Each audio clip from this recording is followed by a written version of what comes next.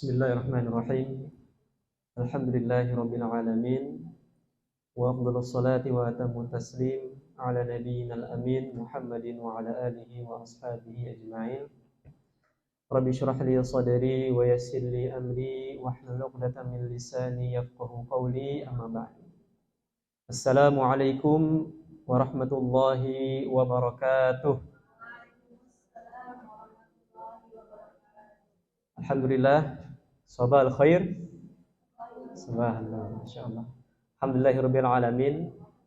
Segala puji bagi Allah yang telah mengumpulkan kita semua, telah mempertemukan kita semua dalam keadaan sehat walafiat, tanpa ada kurang sedikit pun, di pagi hari yang cerah dengan wajah-wajah yang cerah. Mudah-mudahan hadirnya kita pada majelis ini, di rumah Allah ini, senantiasa dilimpahi keberkahan oleh Allah Subhanahu wa taala. Dimudahkan urusan kita, dilancarkan urusan kita, dikabulkan segala doa-doa baik kita, dan kelak mudah-mudahan kita dikumpulkan dalam surga Allah Subhanahu wa taala. Amin. Salawat beriringkan salam semoga selalu tercurah limpahkan kepada Nabi Muhammad sallallahu alaihi wasallam beserta para sahabatnya, keluarganya, para sahabatnya, para tabi'in, para tabi'ut tabi'in, hingga kita umatnya, mudah-mudahan kelak akan mendapatkan syafaat beliau di akhirat nanti. Amin Allahumma amin. Baik jamaah sekalian yang dirahmati Allah Subhanahu wa taala, alhamdulillah hari ini kembali kita bertemu membahas sebuah tema yang sangat penting, yaitu tadabbur ayat kursi. Sebelum mulai, seperti biasa, kami mengingatkan diri kami pribadi dan juga jamaah sekalian untuk pertama memperbarui niat kita. Hadirnya kita di majelis ini, sama-sama kita perbarui niat kita adalah untuk menuntut ilmu, untuk belajar agama, untuk belajar syariat. Agar hadirnya kita di sini terhitung sebagai pahala menuntut ilmu, yang mana pahalanya adalah seperti berjuang fi sabilillah, di jalan Allah Subhanahu wa taala, sampai kita pulang ke rumah kita nanti. Yang kedua adalah karena ini di masjid, ya sama-sama kita berniat untuk iktikaf. Ya, agar 1-2 jam ke depan duduk di sini bernilai pahala iktikaf. Sama-sama dalam hati saya berniat iktikaf pada Allah Subhanahu wa taala.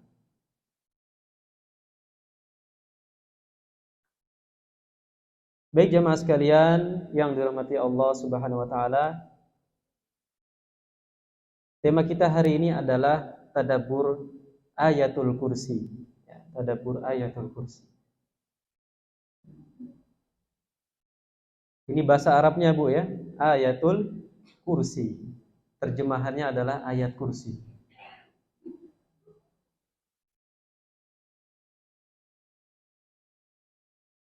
Apa itu ayat kursi?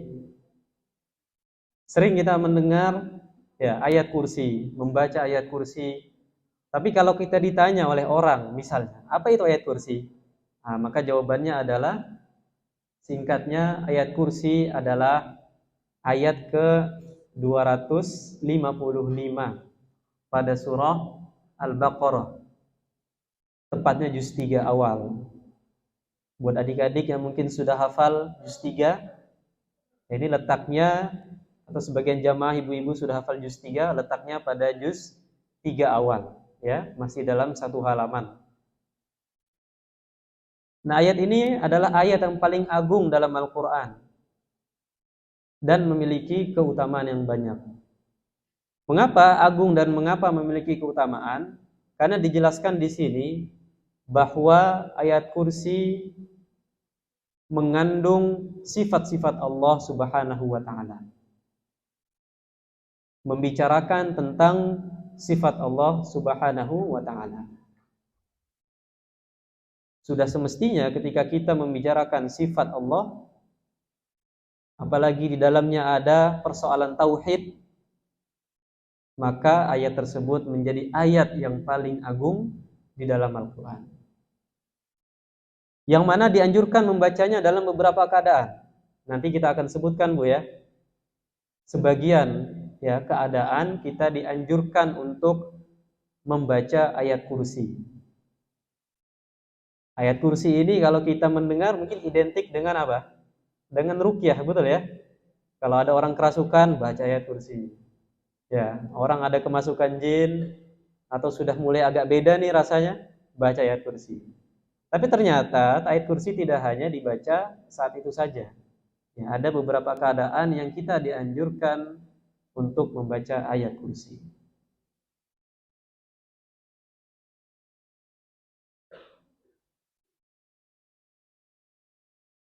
Saya next nggak apa-apa ya.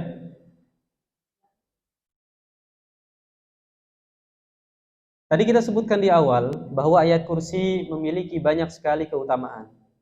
Ya, kalau kita telaah dari kitab-kitab yang ada, kitab-kitab tafsir yang ada, banyak sekali fadilah ya, keutamaan membaca ayat kursi. Dari mulai hadisnya sahih sampai ada yang hasan, bahkan sampai ada yang hadisnya itu gharib. Ya, gharib itu bisa sahih, bisa dhaif. Sebagian bahkan ada cerita palsunya. Nah, jadi Masya Allah ya. Jadi saking ayat kursi memiliki keutamaan, dalil yang bertingkat-tingkat tadi menjelaskan fadilah atau keutamaan ayat kursi. Yang pertama adalah jelas bahwa ayat kursi adalah ayat yang paling agung dalam Al-Quran. Hadis Ubay bin Ka'ab radhiyallahu anhu, ya, beliau ditanya oleh Rasulullah sallallahu alaihi wasallam, "Wahai Abu Munzir, tahukah engkau sebuah ayat dalam Al-Quran yang paling agung?" Kemudian Ubay bin Ka'ab menjawab, "Allah dan Rasulnya lebih tahu. Allah wa Rasuluhu a'lam." Ditanya lagi oleh Rasulullah, "Wahai Abul Munzir," ya, ini kunyahnya Ubay bin Ka'ab, "tahukah engkau sebuah ayat yang paling agung dalam Al-Quran?" Langsung dijawab oleh Ubay bin Ka'ab, ayatnya adalah Allahu la ilaha illa wal hayyul qayyum. Kemudian Rasulullah SAW menepuk dadanya Ubay bin Ka'ab, kemudian mengatakan, "Selamat, engkau betul. Selamat atas ilmumu." Mengapa? Disebutkan oleh Al-Imam At-Tirmidzi, seorang ahli hadis, seorang perawi hadis juga, bahwa demi zat, ini kata Rasulullah, demi zat yang jiwaku berada dalam genggamannya, bahwa ayat kursi ini memiliki lidah, lisan, wasyafatain, dan memiliki dua buah bibir. Yang mana lidah dan dua bibir ini untuk digunakan untuk mensucikan Allah Subhanahu wa taala di arsy-Nya Allah. Ini hadisnya. Kemudian keutamaan yang kedua, membaca ayat kursi adalah sebagai pelindung rumah dari setan, ya, dari godaan setan. Setan itu bisa sifat, Bu, bisa juga makhluknya. Tapi kalau jin itu sudah jelas makhluknya. Nah, itu bedanya, Bu, ya. Kalau disebutkan jin, itu makhluknya jin itu. Tapi kalau setan, tergantung. Kalau konteksnya sifat, itu sifat bisa. Karena kalangan manusia juga ada yang setan ini. Syayatinal insi wal jinni, setan kalangan manusia dan kalangan jin. Tapi kalau disebutkan konteksnya adalah seorang bertemu dengan setan, maka dia bertemu dengan jin. Nah, tinggal kita lihat konteksnya. Nah, hadisnya adalah, ini cerita dari seorang sahabat bernama Abdurrahman bin Auf radhiyallahu anhu. Ini nama yang sangat terkenal. Ya, biasanya kalau seorang dai yang juga pengusaha sering menyebutkan nama ini. Kenapa? Karena ini sahabat yang kaya raya. Ya, hartanya banyak, infaknya juga banyak. Mengapa dengan sahabat Abdurrahman bin Auf? Beliau ketika memasuki rumahnya, maka beliau membacakan di 4 sudut rumahnya itu ayat kursi. Satu sudut ayat kursi, selesai sudut yang lain, lanjut sampai 4. Saya ambil ini dari tafsir Al-Qurtubi, karya Al-Imam Al-Qurtubi. Kenapa sahabat Abdurrahman bin Auf melakukan ini? Dijelaskan di sini karena ya beliau meyakini dengan membaca ayat kursi pada rumah, pada 4 sudut rumah, silahkan, mungkin rumahnya ada yang 5 sudut mungkin, atau cukup sekali saja nggak apa-apa. Ya, beliau meyakini bahwa dengan membaca ayat tersebut sebagai penjaga dari godaan setan, terkhusus dari pojok-pojok rumahnya. Nah, ini bisa kita praktekkan, Bu ya, khususnya buat kita yang punya rumah baru. Ya, atau kita punya usaha kos-kosan, usaha kontrakan, ini bisa kita upayakan agar rumah kita, tempat tinggal kita bebas dari godaan setan, bebas dari gangguan setan. Ada hal yang wajar, Bu, ketika kita punya tempat tinggal baru, rumah baru, kalau tidak dibacakan, biasa ada gangguan di situ. Ya, ini bukan soal takut atau enggak, karena itu memang rumah dia. Kita orang baru di situ, ya, kita penghuni baru. Nah, makanya kita untuk mensterilkan tempat itu, kita bacakan ayat kursi. Ditambah ayat Qul huwallahu ahad, Al-Falaq, An-Nas, dan sebagainya juga bagus. Yang ketiga adalah yang membaca ayat kursi pada pagi hari akan dijaga sampai malam dari setan, dan juga sebaliknya, yang membaca malam akan dijaga sampai pagi hari. Nah, ini mungkin sebagian kita baru dengar. Dalam tafsir Al-Qurtubi juga dijelaskan bahwa ayat kursi itu setara pahala membaca sepertiga Al-Quran. Sama dengan apa, Bu? Surah Al-Ikhlas. Ya. Setara pahalanya ya. Bukan kita seolah-olah membaca sepertiga Al-Quran. Kadang-kala saya pernah menemukan ini, sering menemukan bahkan, udah ngapain khatam Al-Quran, baca aja Al-Ikhlas 3 kali. Kira-kira betul gak ini, Bu? Nah, ini kurang tepat. Karena membaca Al-Ikhlas itu setara pahala membaca sepertiga Al-Quran. Bukan kita membaca sepertiga Al-Quran, ini beda. Ada hadis juga yang lain, ya, hadis yang lain bahwa umroh di bulan Ramadan setara dengan haji. Itu bunyinya seperti itu, Bu.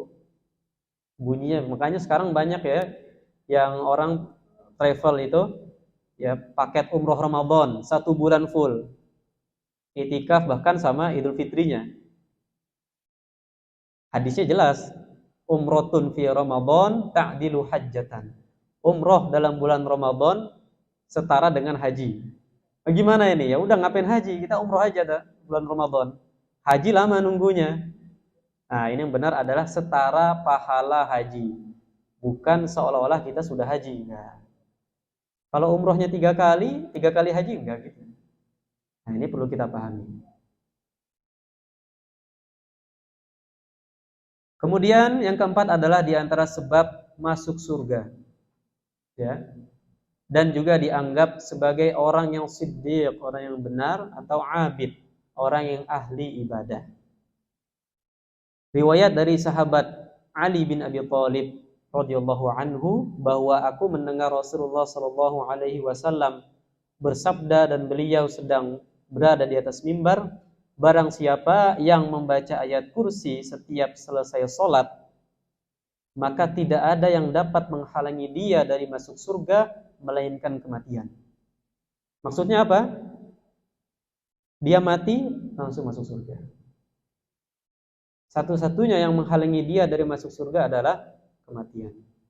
Dilanjutkan oleh sahabat Ali radhiyallahu anhu, Rasulullah bersabda, dan tidaklah seorang itu merutinkan membaca ayat kursi kecuali dianggap sebagai orang yang benar, siddiq, atau abid, seorang yang ahli ibadah. Dan barang siapa, nanti kita akan bahas beberapa keadaan, ya kita singgung sedikit saja. Dan barang siapa yang membaca ayat kursi ketika ingin tidur, maka Allah akan mengamankan dia, dirinya, tetangganya, tetangga-tetangganya, dan seluruh rumah yang ada di sekitar situ, sekelilingnya. Nah, bayangkan, Bu, keutamaan membaca ayat kursi. Mungkin kita lupa baca ayat kursi, tetangga kita baca, kita kena efeknya, kita kena dampak baiknya. Nah, ini kan diantara apa? Hak tetangga atas tetangga yang lain, itu berbuat baik. Di antara berbuat baik adalah seperti ini. Mungkin kita tidak mampu secara materi, tapi kita mampu untuk memberikan keberkahan ke rumah dia, ya, mengamankan rumah dia dengan wasilah atau perantara membaca ayat kursi. Jadi Masya Allah ya, begitulah kaum muslimin dahulu, mereka kuat, ya, mereka bisa menguasai dunia dengan hal-hal kecil seperti ini. Kemudian menimbang banyak sekali keutamaan dalam membaca ayat Al-Kursi, maka sebagai seorang mukmin, sebagai seorang muslim, sudah seyogyanya untuk membiasakan diri membaca ayat Al-Kursi. Boleh sebut ayat kursi, boleh. Kapanpun dan dimanapun. Terutama dalam beberapa keadaan yang disebutkan dalam hadis dan juga riwayat tersebut.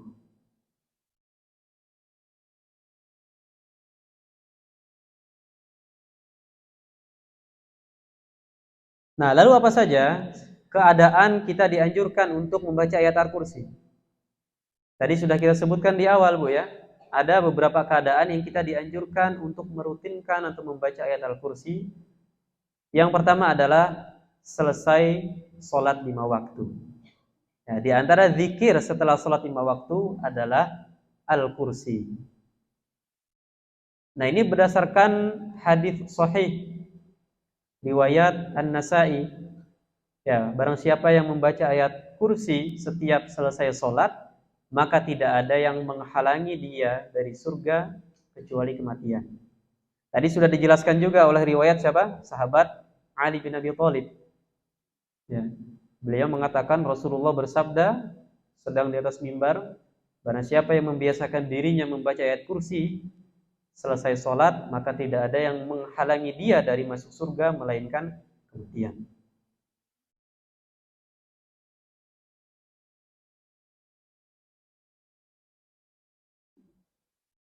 Saya sebutkan di antara keutamaan ayat kursi juga, mengapa sampai dianjurkan kita membaca dalam beberapa keadaan. Jadi Bu, ayat kursi ini turun pada malam hari. Ketika ayat ini turun, apa yang terjadi? Yang terjadi adalah, saya ambil riwayat dari Muhammad bin Al-Hanafiyah. Siapa itu? Itu adalah anak daripada sahabat Ali bin Abi Thalib. Kenapa? Karena ibunya dari Bani Hanifah, maka disebut Muhammad bin Al-Hanafiyah. Ketika ayat kursi ini turun, maka seluruh berhala yang ada di muka bumi ini jatuh semuanya. Kharra kullu sanam. Kemudian seluruh raja yang ada di dunia ini semuanya jatuh. Semuanya tersungkur. Jatuh juga mahkota-mahkota dari kepala mereka. Seluruh setan kabur. Kemudian sampai informasi tersebut kepada iblis. Nah, siapa iblis? Nah, iblis ini adalah, kalau disebut iblis, itu adalah yang tidak mau sujud kepada Nabi Adam alaihissalam. Ini khusus. Katakanlah ketuanya. Iblis ini diriwayatkan dulu bersama malaikat. Sebelum dia membangkang perintah Allah Subhanahu wa taala, bersama malaikat ikut datang untuk membasmi jin-jin yang berbuat kerusakan di muka bumi. Kemudian diciptakan Adam alaihissalam. Kemudian dia membangkang dan keluar dari golongan malaikat. Kemudian sampai berita tersebut kepada iblis alaihissalam. Nah, ternyata iblis memerintahkan pasukannya untuk pergi ke Madinah.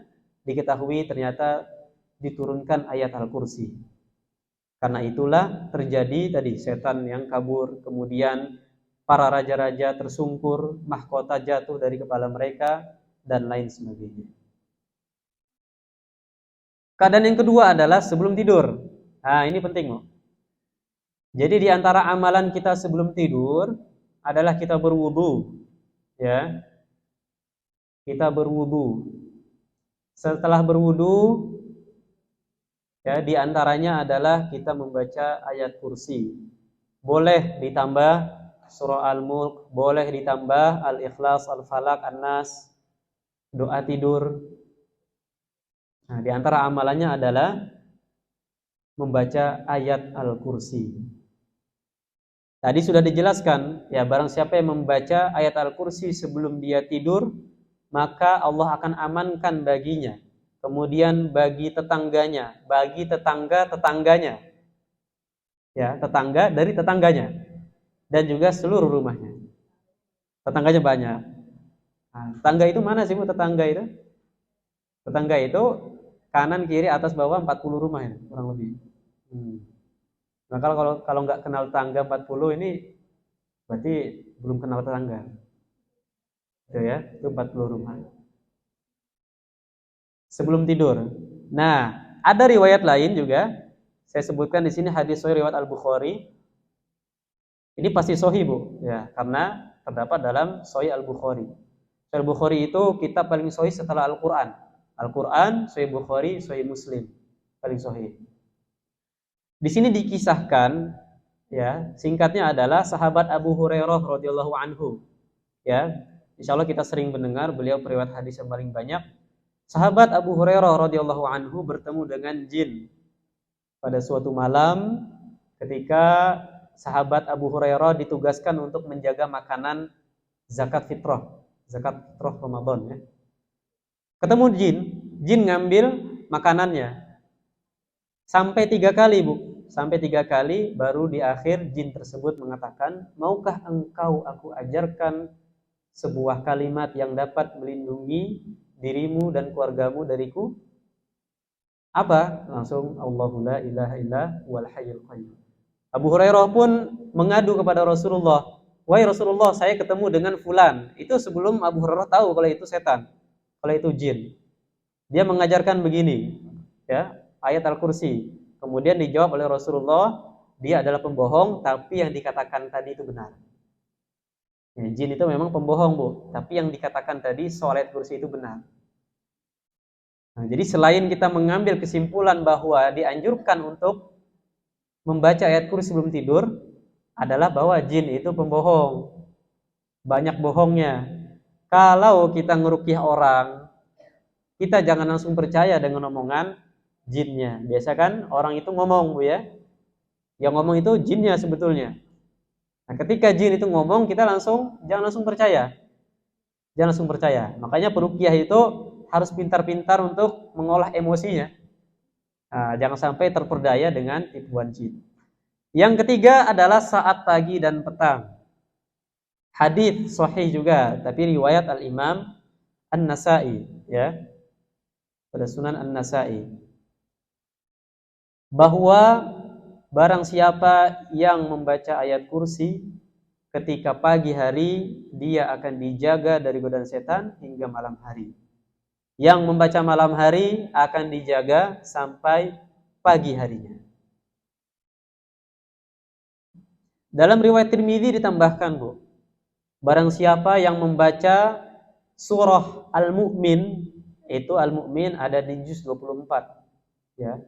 Namanya surah Al-Mu'min, atau sebagian Quran mungkin surah Ghafir. Hamim, tanzilul kitabi minallahil azizil alim, dan seterusnya sampai ilaihil masir. Ditambah membaca ayat Kursi, maka disebutkan di sini apa? Ketika dia membaca pagi hari, hufidhu bihima hatta yumsiyah, maka dia akan dijaga dari godaan setan sampai malam hari.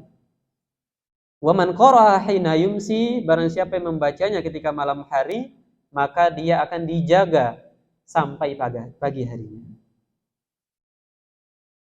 Ada cerita juga, Bu, di sini. Cerita sahabat Ubay bin Ka'ab bertemu dengan jin juga. Singkat cerita, ya, jin tersebut ngasih amalan ayat Kursi.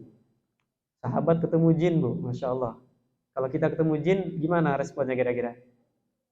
Ya, kalau sahabat Abu Hurairah itu bertemu jin dalam wujud manusia, Bu, manusia normal. Sahabat Ubay bin Ka'ab, nanti kita sebut ceritanya di akhir, itu ketemu jin dalam rupa yang aneh, Bu. Ya, mohon maaf, tangannya berbentuk tangan anjing, kepala rambutnya rambut anjing, tapi dia laki-laki. Nah, ini sahabat itu nggak takut, Bu, ya. Ya, kita juga nggak boleh takut sama jin. Jin itu makhluk Allah juga. Kenapa kita bisa takut? Ya mungkin kita nggak lihat. Kalau kita lihat mungkin biasa aja, Bu. Kenapa kita takut terhadap sesuatu? Karena kita nggak melihat sesuatu tersebut. Gitu ya. Kita misalnya, kita keluar masjid ini, ada teman ngagetin. Kaget nggak, Bu? Kaget. 2 kali, hari besoknya ngagetin lagi? Kaget. Hari ketiga ngagetin lagi, kaget nggak? Kaget. Terus 4-5 kali, masih kaget nggak kira-kira? Enggak, dia lagi, kan? Udah tahu. Makanya zaman Nabi Sulaiman itu jin dan manusia itu hidup berdampingan, saling melihat, saling hidup ya, tolong menolong, karena semuanya tentara Nabi Sulaiman alaihissalam. Kemudian setelah Nabi Sulaiman wafat, dibuatlah hijab atau penutup antara kita dengan alam jin. Disebutkan dalam surah Al-A'raf, innahu yarakum huwa wa qabiluhu min haitsu la tarawnahum.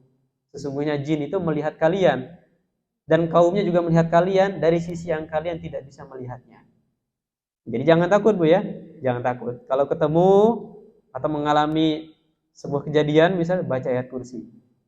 Nah, karena ini sudah diajarkan oleh mereka sendiri bahwa ayat kursi dapat melindungi kita dari mereka. Kemudian berikutnya adalah di rumah. Nah, membacanya ketika di rumah. Apa tujuannya? Tujuannya adalah untuk melindungi rumah, melindungi harta kita, melindungi anak-anak kita, keluarga kita dari gangguan setan. Ya, hadis sahih riwayat At-Tirmidzi, dalam sunan beliau, Sunan At-Tirmidzi.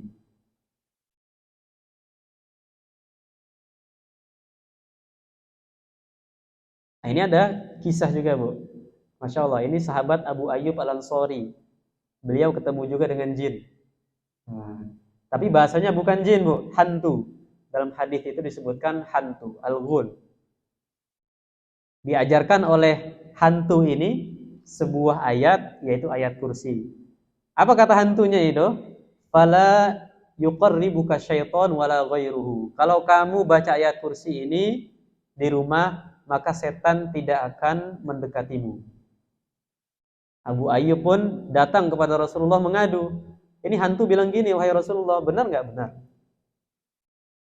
Ya, sesantai itu ya menghadapi jin, makhluk halus. Kemudian di Musnad Ad-Darimi, ya, dikisahkan di sini ada seorang sahabat Rasulullah Shallallahu Alaihi Wasallam, tidak disebutkan namanya, tapi sebagian ulama menyebutkan bahwa itu adalah sahabat Umar radhiyallahu anhu. Umar dengan jin ini bergulat tuh, berantem lah, bergulat, sampai akhirnya Umar pun menang dan jin itu didorong sampai terjatuh. Kemudian sahabat ini ya mengatakan kepada jin, alangkah kecil dirimu, ya, kedua lenganmu bagaikan dua lengan anjing. Apakah kalian bangsa jin juga seperti itu rupanya? Kemudian jin tersebut yang sudah dijatuhkan oleh Umar tadi, yang sudah terjatuh, mengatakan apa? Tidak, saya termasuk orang yang paling bagus di antara mereka. Penampilan saya termasuk penampilan yang normal. Berarti kan sisanya apa? Mungkin ada yang lebih jelek lagi. Kemudian jin tersebut menawarkan, maukah engkau aku ajarkan sesuatu yang dapat memberimu manfaat? Allamtuka syai'an yanfa'uka. Umar pun atau sahabat Rasulullah SAW ini menjawab iya. Kemudian jin tersebut mengatakan, maka engkau bacalah ayat Al-Kursi, Allahu la ilaha illa huwal hayyul qayyum. Tidaklah engkau membacanya di rumah, melainkan setan-setan, jin-jin akan kabur dari rumah tersebut seperti apa? Disebutkan di sini kakhobajil himar. Dia kabur seperti anginnya keledai. Kalau keledai itu lari Bu, ya, ada sisa anginnya, maka seperti itu juga jin kabur ketika kita membacakan ayat kursi di rumah kita. Dan kalau kita membacanya malam hari, la yadkhuluhu hatta yusbih, maka jin tersebut tidak akan masuk sampai pagi harinya. Pagi hari baca lagi Bu, sampai malam harinya, gitu terus. Insyaallah keluarga kita akan terjaga dari godaan setan. Berikutnya adalah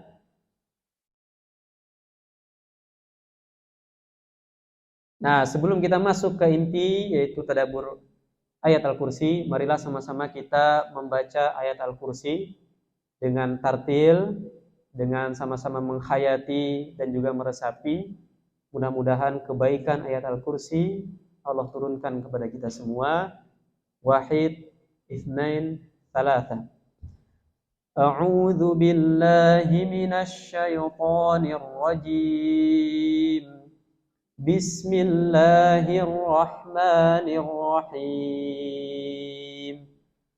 الله لا إله إلا هو الحي القيوم لا تأخذه سنة ولا نوم له ما في السماوات وما في الأرض من ذا الذي يشفع عنده إلا بإذنه يعلم ما بين أيديهم وما خلفهم ولا يحيطون بشيء من علمه إلا بما شاء وسع كرسيه السماوات والأرض ولا يؤوده حفظهما وهو العلي العظيم.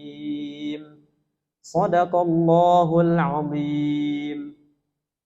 Insyaallah kita akan sama-sama mentadabburi ayat Al-Kursi. Mohon disimak, ada 10 poin yang akan kita bedah.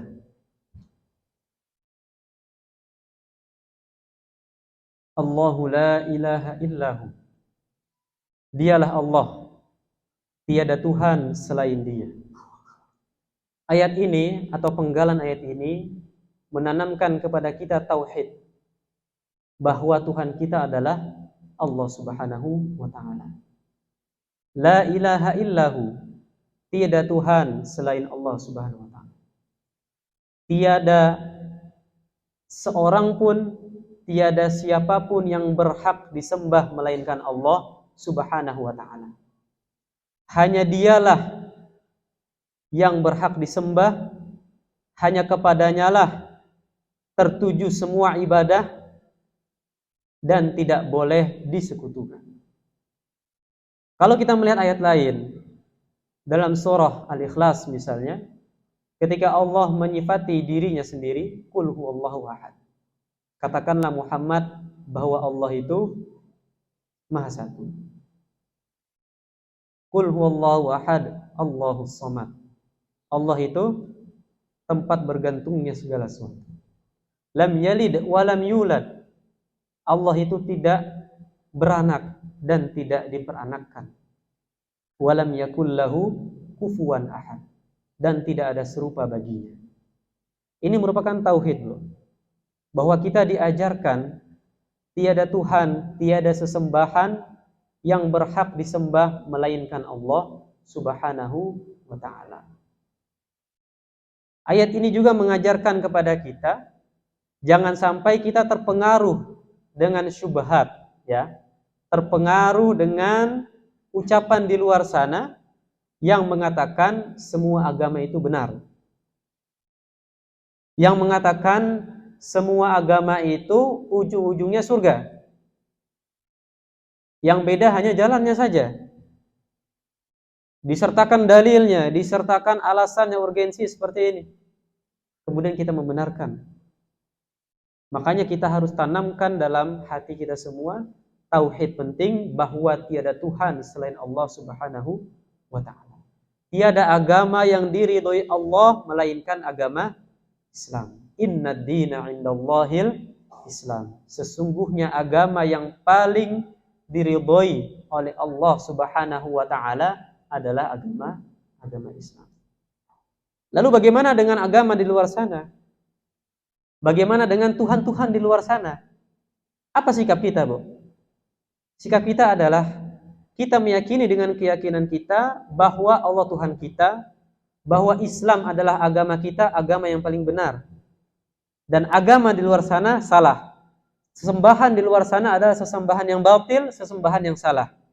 Itu sikap kita. Tapi sikap kita ke mereka jangan seperti itu. Apa diajarkan?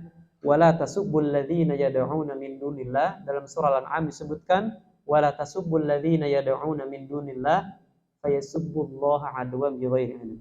Janganlah engkau mencaci maki orang-orang yang tidak menyembah Allah Subhanahu wa taala. Karena mereka akan mencaci maki kita tanpa ilmu, lewat batas. Jadi begitu Bu ya. Toleransi itu adalah kita menghargai ya.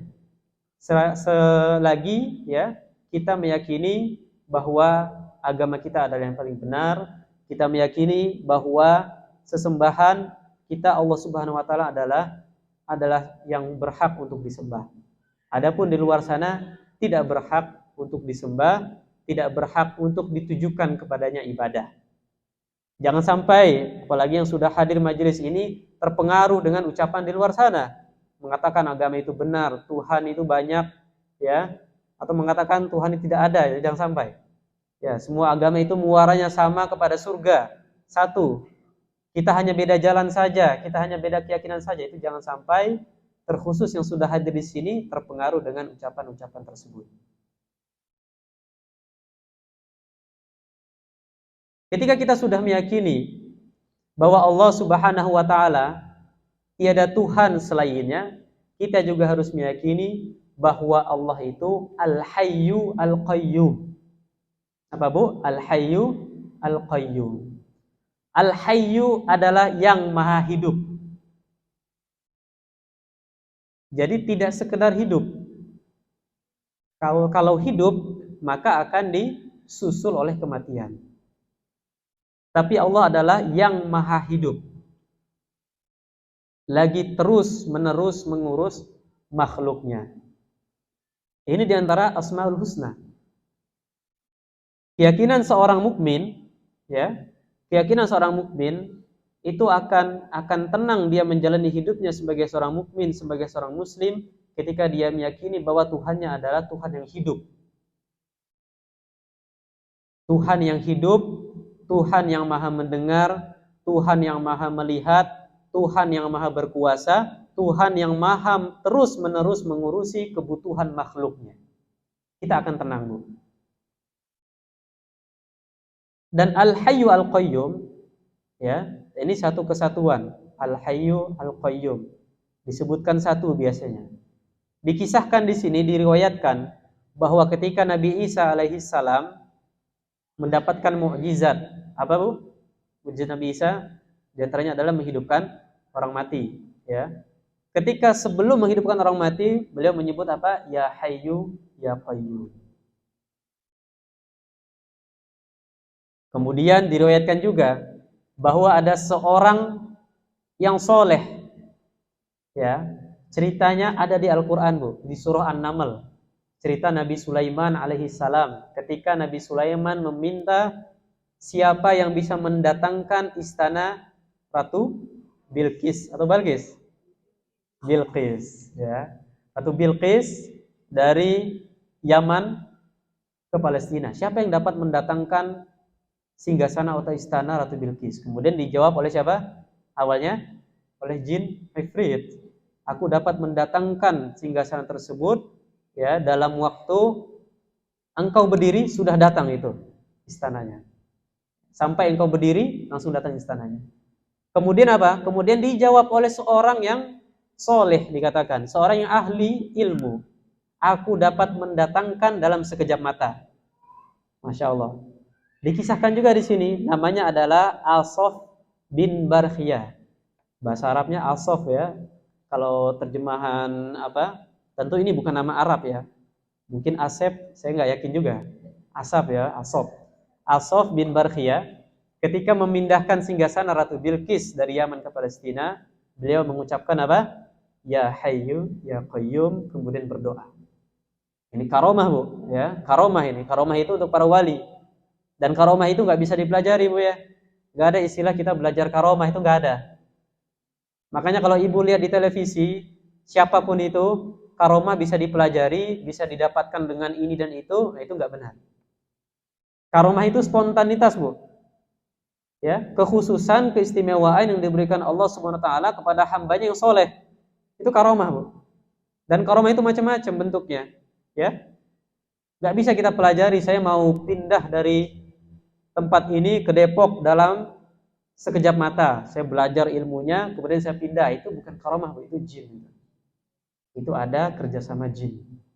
Nah, Al-Sof bin Barkhiyah, di antara karomah beliau adalah bisa memindahkan singgasana Ratu Bilqis dari Yaman ya ke tempat Nabi Sulaiman di Palestina dalam sekejap mata. Kalau di ayat itu disebutkan sampai matanya, kelopak matanya itu melek lagi, ya terbuka lagi, sudah ada singgasananya Ratu Bilqis. Di antara zikir yang dibaca oleh seorang yang soleh, Al-Sof bin Barkhiyah, adalah Ya Hayyu Ya Qayyum. Masya Allah. Ibu rutinkan deh. Ya Hayyu Ya Qayyum. Ada kesulitan bu, Ya Hayyu Ya Qayyum. Ya Allah mudahkan urusan hamba. Ada hal-hal yang menyedihkan kita, Ya Hayyu Ya Qayyum, berdoa. Karena di antara yang diperbolehkan untuk kita tawassul adalah dengan membaca Asmaul Husna. Gak apa-apa bu. Tawassul itu apa? Jadi kita menjadikan perantara kita dengan Allah. Nah ini memang permasalahan khilafiyah ya, perselisihan pendapat memang. Tapi di antara yang dibolehkan adalah kita bertawassul dengan Asmaullahil Husna. Ya Hayyu Ya Qayyum, wahai Allah yang Maha Hidup, yang Maha mengurus makhluknya, mudahkanlah urusan hamba, hamba punya hutang sekian, punya urusan sekian, lunaskanlah ya Allah. Itu enggak masalah, bahkan bagus. Bahkan peluang doanya terkabul itu lebih besar. Atau dengan Asmaul Husna yang lain, Ya Razzaq, wahai pemberi rizki, ya, dan lain sebagainya, sesuaikan dengan hajat kita. Berikutnya adalah la ta'khudhuhu sinatu wala naum. Ketika kita sudah meyakini bahwa Allah itu Maha Hidup, Allah itu Maha mengurusi kebutuhan makhluknya, terus-menerus mengurusi kebutuhan makhluknya, yang semakin menambah ketenangan kita adalah la ta'khudhuhu sinatun wala naum. Allah itu tidak ngantuk apalagi tidur. Nah, ini penting ya. Jadi Allah itu tidak pernah lelah. Disebutkan dalam tafsir itu Allah tidak pernah bosan. Tidak pernah lelah, tidak pernah bosan mengurusi kebutuhan makhluknya. Kita mungkin diberi amanah untuk ngurusin orang, ya, untuk mengelola sebuah organisasi. Di dalamnya ada kebutuhan setiap orang. Tentu kita akan mudah lelah, kita akan bosan, butuh namanya refreshing, ya, rihlah lah dan sebagainya. Tapi Allah itu tidak seperti itu. Allah tidak pernah ngantuk, ya. Sinatun itu disebutkan, sinatun itu adalah angin yang menghinggapi mata, ya. Itu namanya ngantuk. Tapi kalau anginnya ini sudah sampai hati, itu namanya naum. Naum itu adalah tidur. Ya, begitu Bu ya. Kalau pengertian tidur lebih dalam lagi, tidur itu adalah jadi uap dari perut kita itu naik terus sampai ke otak. Nah, disitulah terjadinya tidur. Makanya orang yang banyak makan mudah ngantuk. Gitu. Orang yang banyak makan mudah ngantuk. Jadi gimana biar gak mudah ngantuk, Bu? Ya, makannya diatur. Jangan kebanyakan, jangan terlalu sedikit juga, agar tidak mudah ngantuk. Jadi Allah itu tidak ngantuk dan juga tidak tidur.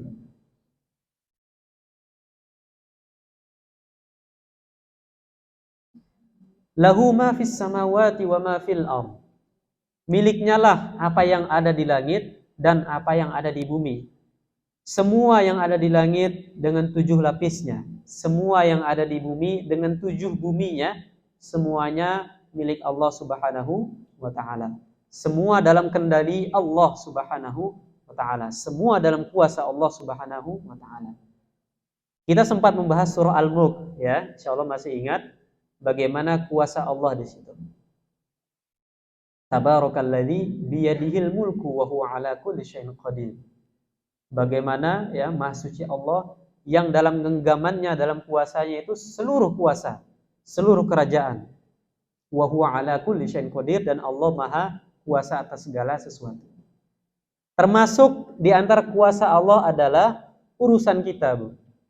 Termasuk di antara milik Allah adalah apa? urusan kita, kebutuhan kita. Nah, ini menguatkan apa? Ini menguatkan ayat sebelumnya, bahwa Allah tidak pernah bosan, Allah tidak pernah ngantuk, Allah maha terus menerus mengurusi kebutuhan hambanya.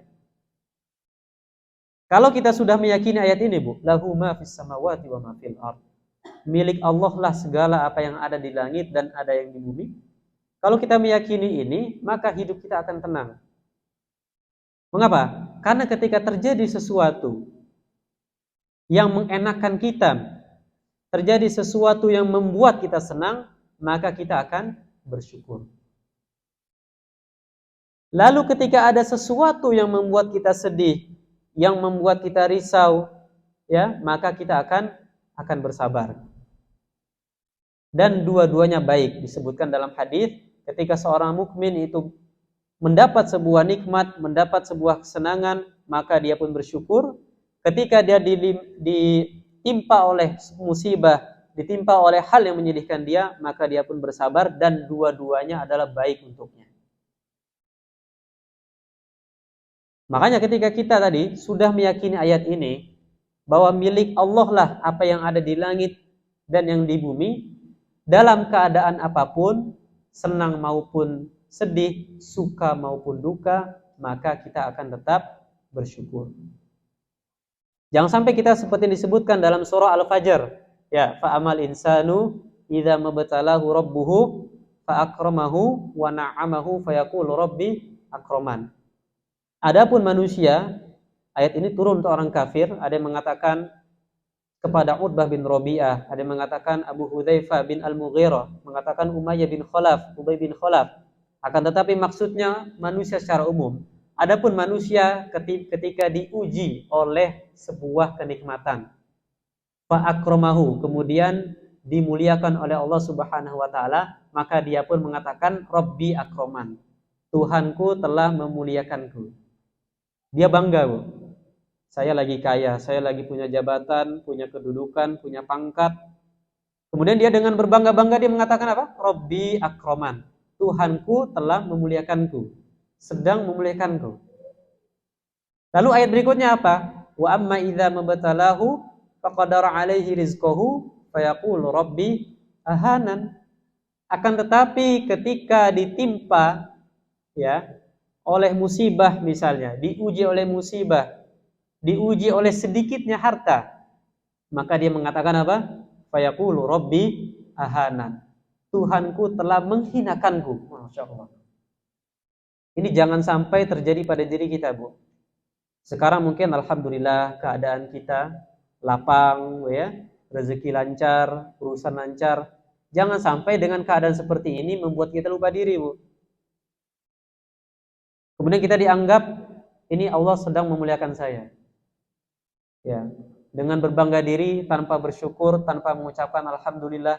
Lalu ketika ditimpa musibah dan Allah Maha berkuasa atas itu, langsung jatuh dia di posisi bawah, dia mengatakan apa? Tuhanku telah menghinakanku. Insya Allah. Mengapa bisa terjadi seperti ini? Kalau saya mengira ini dibangun atas mindset yang salah. Mindsetnya apa? Dia memandang sebuah nikmat, sebuah rezeki itu dari materi. Ketika datang materi, ya, ketika sedang banyak-banyaknya, ketika sedang di atas-atasnya, maka itu adalah rezeki baginya. Itu adalah sebuah nikmat baginya. Lalu ketika ini semua diambil, dia menganggap apa? Dia sedang dihinakan oleh Allah Subhanahu wa taala. Makanya mindset kita harus dirubah, Bu. Ya, pola pikir kita harus dirubah. Rezeki itu bukan hanya sekedar materi, bukan hanya sekedar uang, bukan hanya sekedar pencapaian kita. Adalah rezeki ketika kita diberi kesehatan, Bu. Kita diberi waktu luang, bisa hadir di majelis ini. Kita diberikan keluarga yang sakinah, mawaddah, warahmah. Hidup kita tenang. Walaupun hidup kita pas-pasan, ya, tidak terlalu kaya, tidak terlalu miskin, tapi kita merasakan ketenangan dalam hati kita, yakinlah bahwa itu adalah rezeki dari Allah Subhanahu wa taala. Ini penting, Bu. Kalau kita memandang rezeki hanya dari materi, ketika sedang di bawah tadi kita akan mengatakan saya sedang dihinakan Allah Subhanahu wa taala. Sehingga dia semakin jauh dari Allah. Makanya kembali lagi, kita harus meyakini bahwa milik Allah lah segala yang ada di langit dan yang ada di bumi, bahkan diri kita milik Allah. Ketika seorang meninggal, kita mengatakan apa? Inna lillahi wa inna ilaihi raji'un. Sesungguhnya kami adalah milik Allah. Inna lillahi wa inna ilaihi, dan kami kelak akan kembali kepada Allah Subhanahu wa ta'ala. Semua adalah titipan, Bu, ya. Yang punya kelebihan harta, dijaga hartanya. Ada hak orang lain di situ, diinfakkan, bayar zakat, ya, tunaikan semua kewajibannya. Ada hak orang lain yang sedang kekurangan harta, jangan bersedih. Barangkali dengan itu Allah menjaga kita dari kemaksiatan, Bu. Sebuah analogi bagus yang saya dapatkan ketika kita memandang sebuah, katakanlah, materi, ya, Allah memberikan kenikmatan atas orang lain, ya, tidak dengan kita, misal orang lain lebih kaya. Bagaimana kita memandang tersebut? Kita pandang bahwa rezeki itu layaknya sebuah pakaian. Orang yang badannya besar, bajunya besar nggak? Besar juga. Orang yang badannya kecil, bajunya kecil juga. Pernah nggak kita iri, Bu, dengan orang yang pakai baju besar?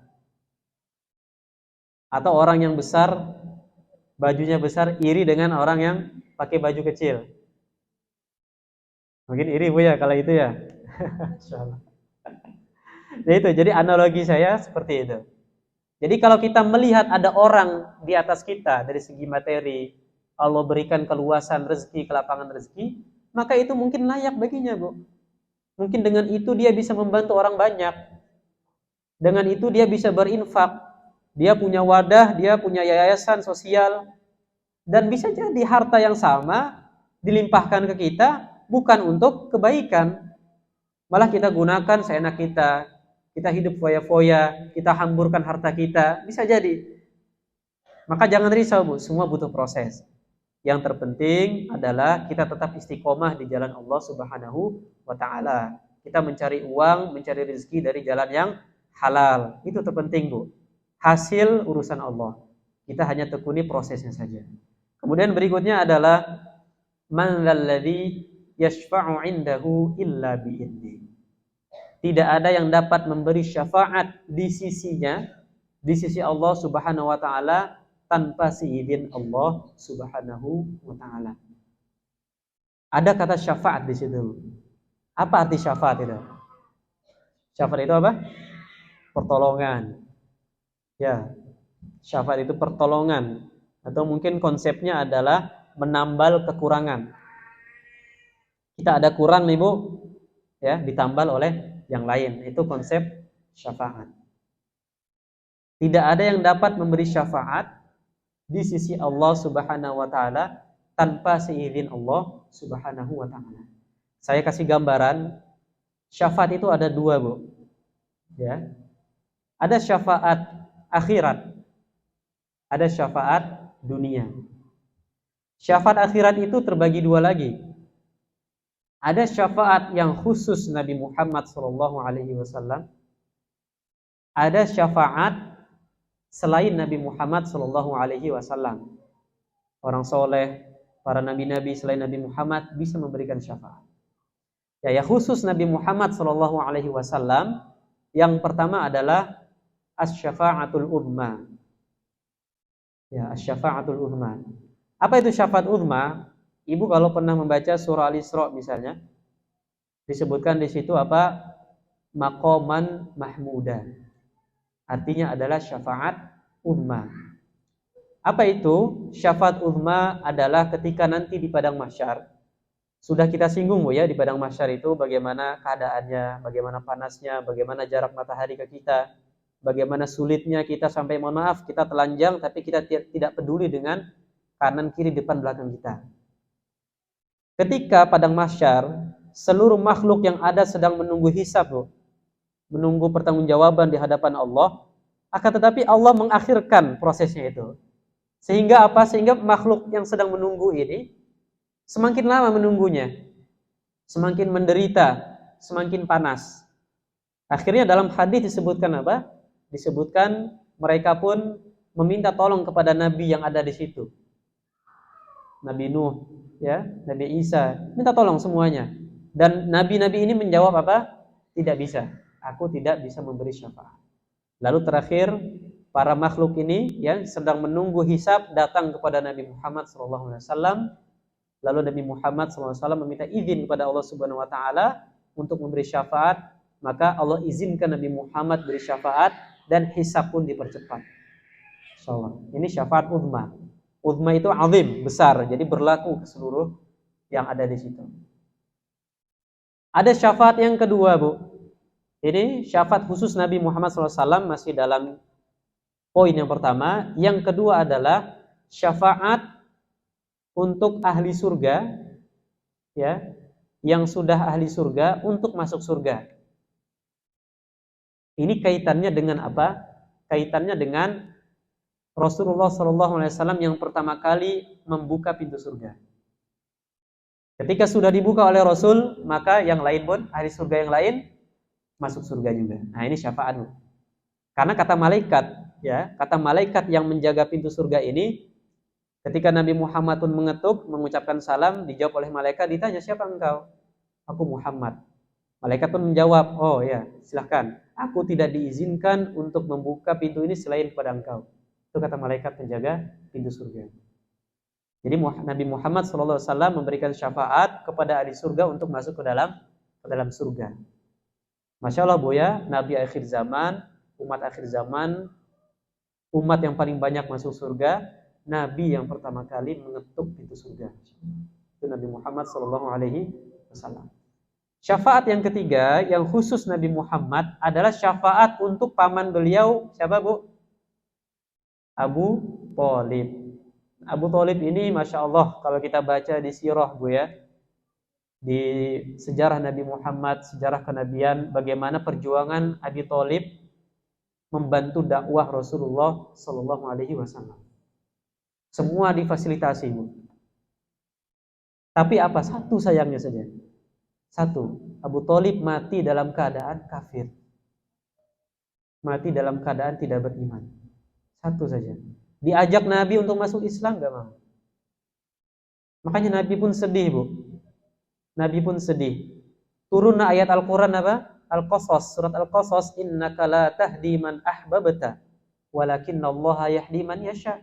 Sesungguhnya engkau Nabi Muhammad tidak bisa memberi hidayah kepada orang yang engkau cintai. Akan tetapi Allah memberikan hidayah kepada siapa yang Dia kehendaki. Masya Allah, pamannya tidak bisa masuk Islam. Nabi sedih, Bu. Akan tetapi apa? Allah berikan keistimewaan kepada Nabi Muhammad, kekhususan. Allah izinkan untuk memberi syafaat kepada Abu Thalib. Apa? Diringankan azabnya. Tetap di neraka, Bu, tapi diringankan azabnya. Abu Thalib yang seharusnya berada di neraka yang dalam, tapi diringankan azabnya sampai apa? Disebutkan hanya sebatas telapak kaki saja atau sebatas mata kaki saja. Yang dengan itu otaknya mendidih. Itu azab paling ringan, Bu. Sampai-sampai ahli neraka, ahlun nar, ya, mengira itu adalah azab yang paling berat saat itu. Ketahuilah itu adalah azab yang paling ringan kepada pamannya Abu Thalib, pamannya Rasulullah SAW, Abu Thalib, yaitu apa?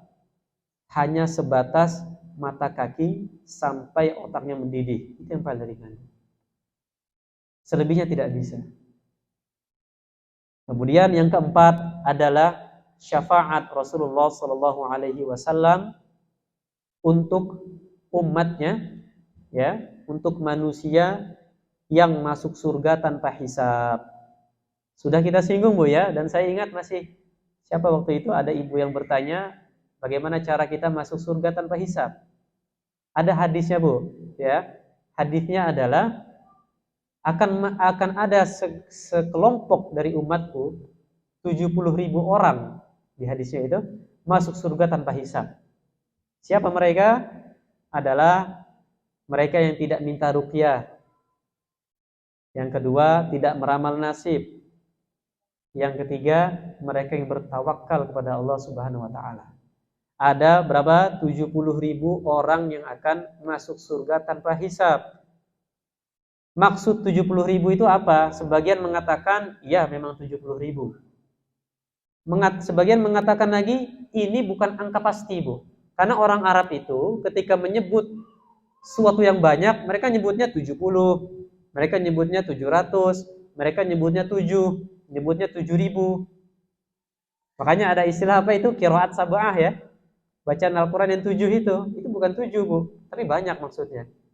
Ya, itu variasi bacaannya banyak, tidak hanya 7. Tapi kenapa disebutkan 7? Karena kebiasaan orang Arab menyebut sesuatu yang banyak itu dengan 7. Saya condong pendapat ini, bahwa tidak terbatas pada 70.000 saja, tapi banyak, dan mudah-mudahan kita di dalamnya, Bu.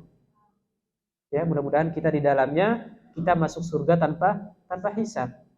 Ada orang masuk surga tanpa hisab. Ada orang masuk surga dengan hisab yang ringan. Disebutkan dalam Al-Quran itu bahasanya hisaban yasiro, hisab yang ringan. Maksud hisab ringan itu gimana, Bu? Kita datang ke hadapan Allah, Allah menyebutkan semua kesalahan kita dari awal sampai akhir, kita jangan membantah, kita diam saja, sudah semua, sudah, Allah masuk surga. Itu hisab ringan, Bu. Jadi kita jangan sekali-sekali membantah. Allah cuma sebutkan semua aib kita, semua kejahatan kita, semua dosa-dosa kita saat di dunia. Sampai selesai, masuk surga. Ada orang yang hisabnya sulit, Bu. Nah ini yang kita sama-sama berlindung, Bu ya. Di antara hisab yang lama yang sulit adalah orang yang kaya, orang yang banyak uangnya. 1 perak dihisab, ini kemana larinya ini? 1.000 ini larinya kemana ini? Ini lama, Bu. Makanya Ibu ya, kita semua, kalau kita pandai menggunakan harta dalam kebaikan, dalam jalan Allah Subhanahu Wa Taala, mudah-mudahan hisab kita juga akan mudah, akan ringan. Makanya tadi disebutkan dalam surah Al-Fajr bahwa berlimpahnya harta itu adalah ujian. Bisa nggak kita amanah dengan harta yang Allah titipkan ini?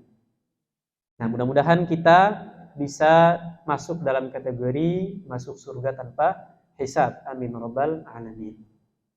Kemudian berikutnya adalah syafaat yang umum, berlaku untuk seluruh, baik Rasulullah Shallallahu Alaihi Wasallam, para nabi-nabi lain, orang-orang soleh, para wali, dan lain sebagainya.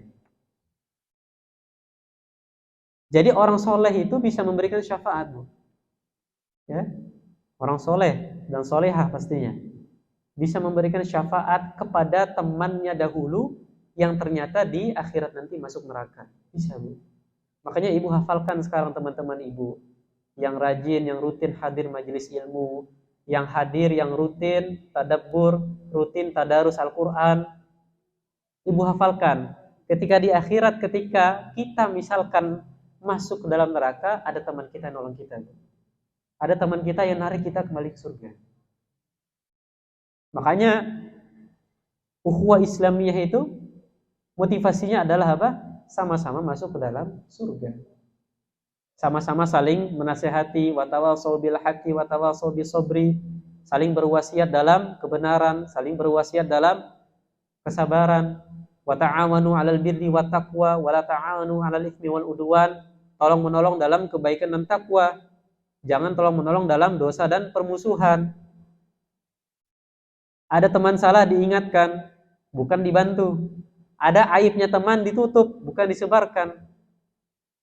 Ini penting, Bu ya. Jadi ukhuwah Islamiyah di antara kita itu dibangun, motivasi terbesarnya adalah bisa masuk surga sama-sama.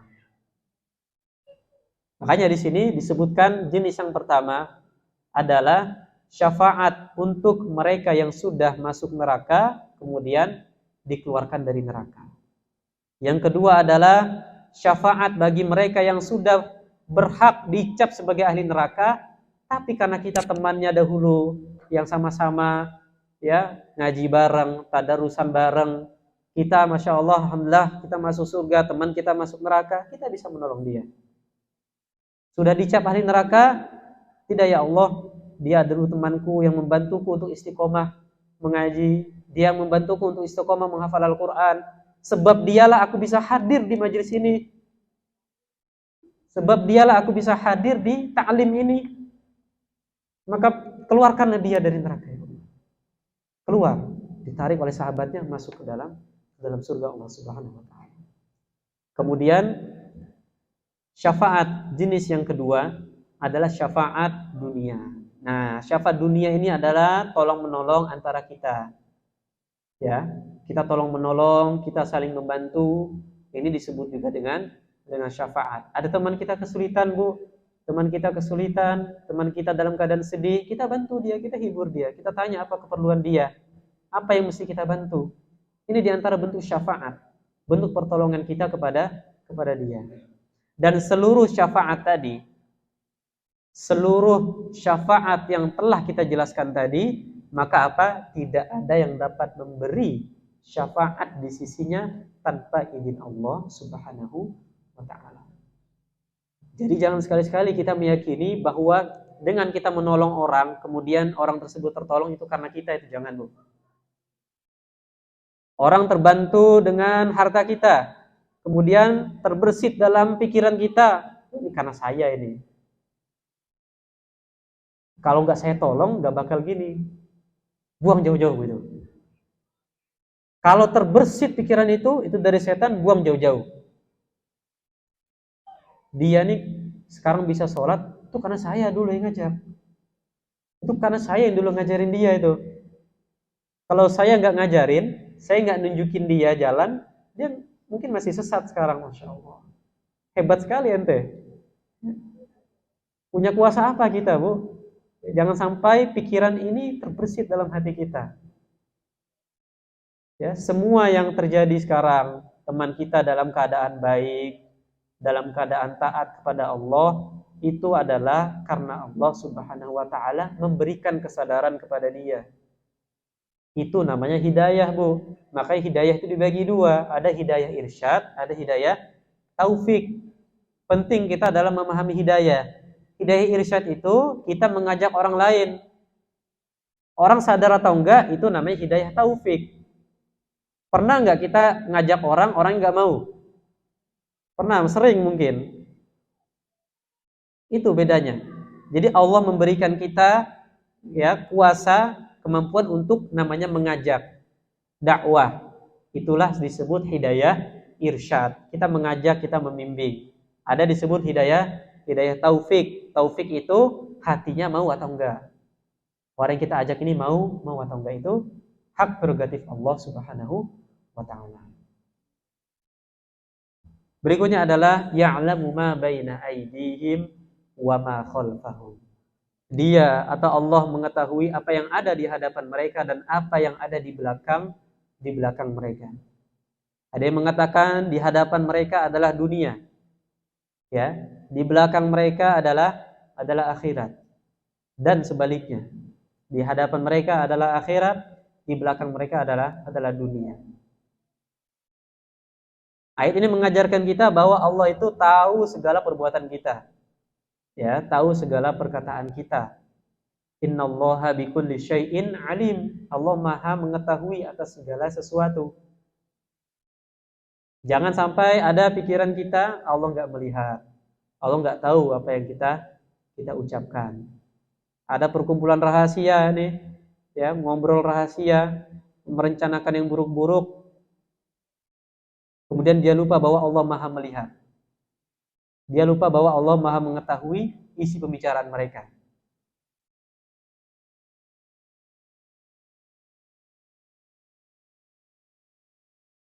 Berikutnya adalah wala yuhituna bisyai'in min 'ilmihi illa bima syaa. Mereka tidak mengetahui sesuatu apapun dari ilmunya kecuali apa yang dia kehendaki. Jadi hakikatnya semua ilmu yang kita dapatkan itu, Bu, semua ilmu yang kita pelajari itu dari Allah Subhanahu wa ta'ala. Dan beda antara ilmu seorang, ilmu makhluk dengan ilmu Allah itu beda. Ilmu makhluk itu, ya, itu bertahap, Bu. Dari mulai kita tidak tahu apa-apa, kemudian kita belajar, kita sedikit tahu, belajar lagi, mulai tahu, belajar lagi sampai sudah tahu, belajar lagi sampai jadi pakar. Jadi kita butuh proses. Itu ilmu kita, Bu, ilmu makhluk. Tapi kalau ilmu Allah itu, ini keyakinan, ini akidah, Bu, ya. Ilmu Allah itu satu. Tidak terbagi-bagi, tidak berproses. Dalam satu waktu Allah tahu semua yang terjadi sekarang. Itu ilmu Allah. Jadi Allah tidak ada penghalang antara dia dengan sebuah kejadian, itu enggak ada. Dalam satu waktu yang sama Allah tahu segala yang terjadi. Itu ilmu Allah. Nah, makanya mereka tidak mengetahui sesuatu apapun dari ilmunya, ilmu Allah Subhanahu wa taala, kecuali apa yang Dia kehendaki. Allah kalau berkehendak kita untuk pintar, bisa memahami agama, maka Allah akan membuat kita paham. Tapi sebaliknya, Allah tidak berkehendak, belum berkehendak, maka kita nggak paham-paham, Bu. Mungkin sebagian kita sulit untuk menangkap materi, sulit menangkap pelajaran. Karena Allah belum berkehendak. Mungkin di antara sebabnya adalah apa? Di antara sebabnya kita tidak menghargai ilmu. Mungkin adab majelis kita kurang. Sehingga ilmu yang disampaikan tidak masuk. Tapi ketahuilah, semua itu butuh proses. Dan setiap ilmu yang sudah kita dapatkan, semuanya atas izin dan kehendak Allah Subhanahu wa ta'ala. Berikutnya adalah wasi'a kursiyyuhus samawati wal ardh. Kursinya saya artikan di sini adalah ilmu dan kekuasaan Allah Subhanahu wa taala. Jadi kursi itu, nah kenapa disebut ayat kursi, Bu? Karena ada kata al-kursi di situ. Tapi maksudnya kursi di sini adalah ilmu dan kekuasaan Allah Subhanahu wa taala, meliputi langit dan bumi.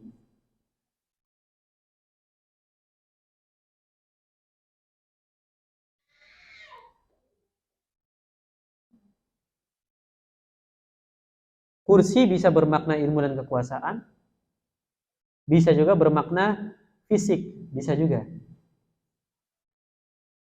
Tapi kita tidak tahu bentuk kursi itu sendiri. Nah, disebutkan dalam sebuah riwayat di sini, ya, bahwa jarak antara dua langit, antara satu langit dengan langit yang lain itu masih radul khumsmi'ati am, adalah jarak 500 tahun. Berapa kilometer, Bu? 500 tahun ini. Jarak 500 tahun jaraknya. Kemudian antara langit ketujuh dan kursi, ya, itu jaraknya 500 tahun juga. Dari kursi sampai arsy-Nya Allah itu jaraknya 500 tahun juga. Kita pahami di sini bahwa kursi yang dimaksud dalam sini adalah ilmu dan kekuasaan Allah Subhanahu wa taala. Sehingga kita tidak meyakini bahwa Allah itu berbentuk fisik seperti manusia, tidak. Ya, naudzubillah, tsumma naudzubillah. Bahwa kekuasaan, ilmu dan kekuasaan Allah meliputi langit dan bumi. Tadi sudah kita jelaskan, Bu, bahwa ilmu Allah itu satu, tidak terbagi-bagi. Dalam satu waktu Allah bisa mengetahui semua apa yang sedang terjadi. Itu ilmu Allah Subhanahu wa taala. Beda dengan kita makhluknya. Kita butuh proses, kita butuh belajar. Mendapat ilmu, naik tingkat terus. Sudah jadi pakar pun masih ada ilmu yang belum kita tahu. Itu manusia. Sedangkan Allah, kursinya, ilmu dan kekuasaannya meliputi langit dan juga bumi.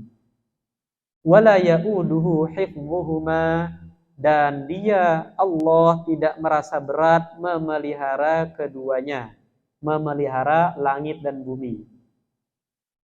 Allah tidak pernah merasa berat, Bu, mengatur alam semesta ini, 7 langit dengan 7 buminya. Ya, itu Allah tidak pernah merasa berat, tidak pernah merasa keberatan, tidak pernah mengeluh, tidak pernah merasa bosan.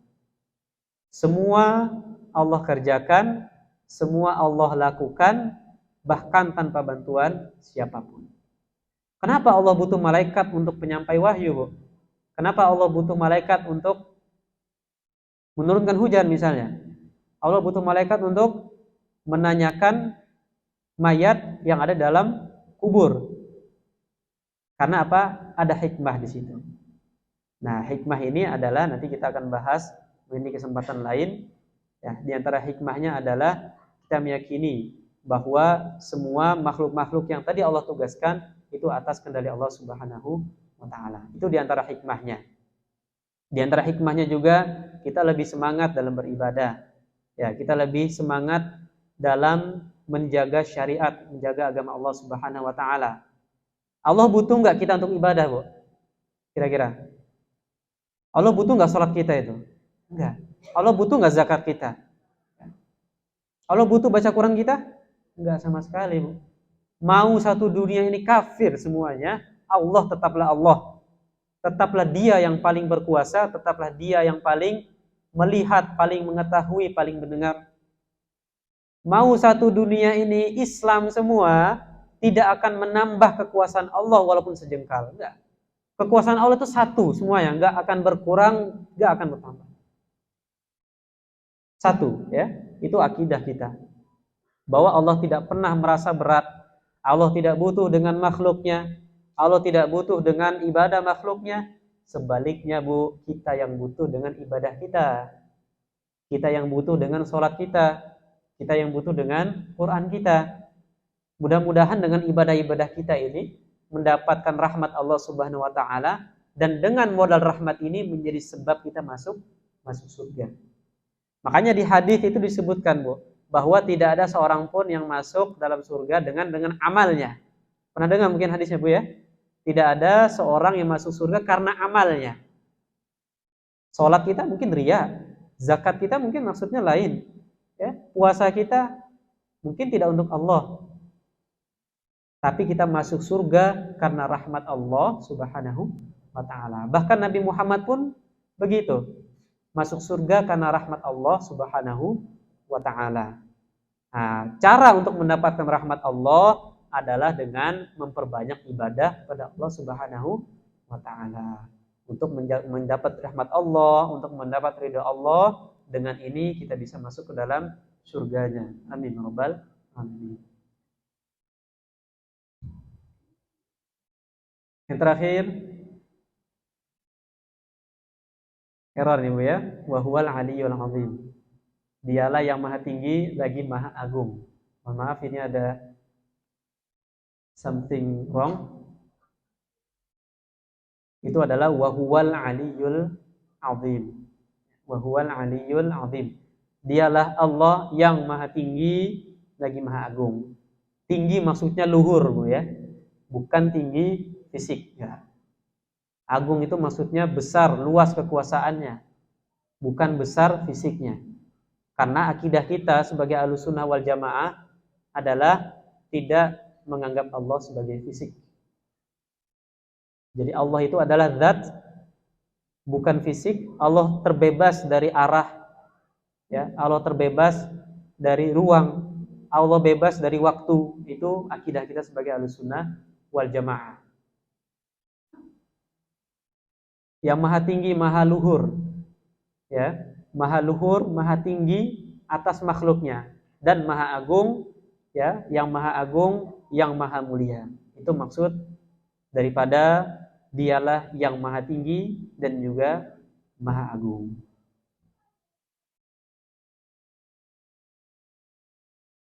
Berikutnya adalah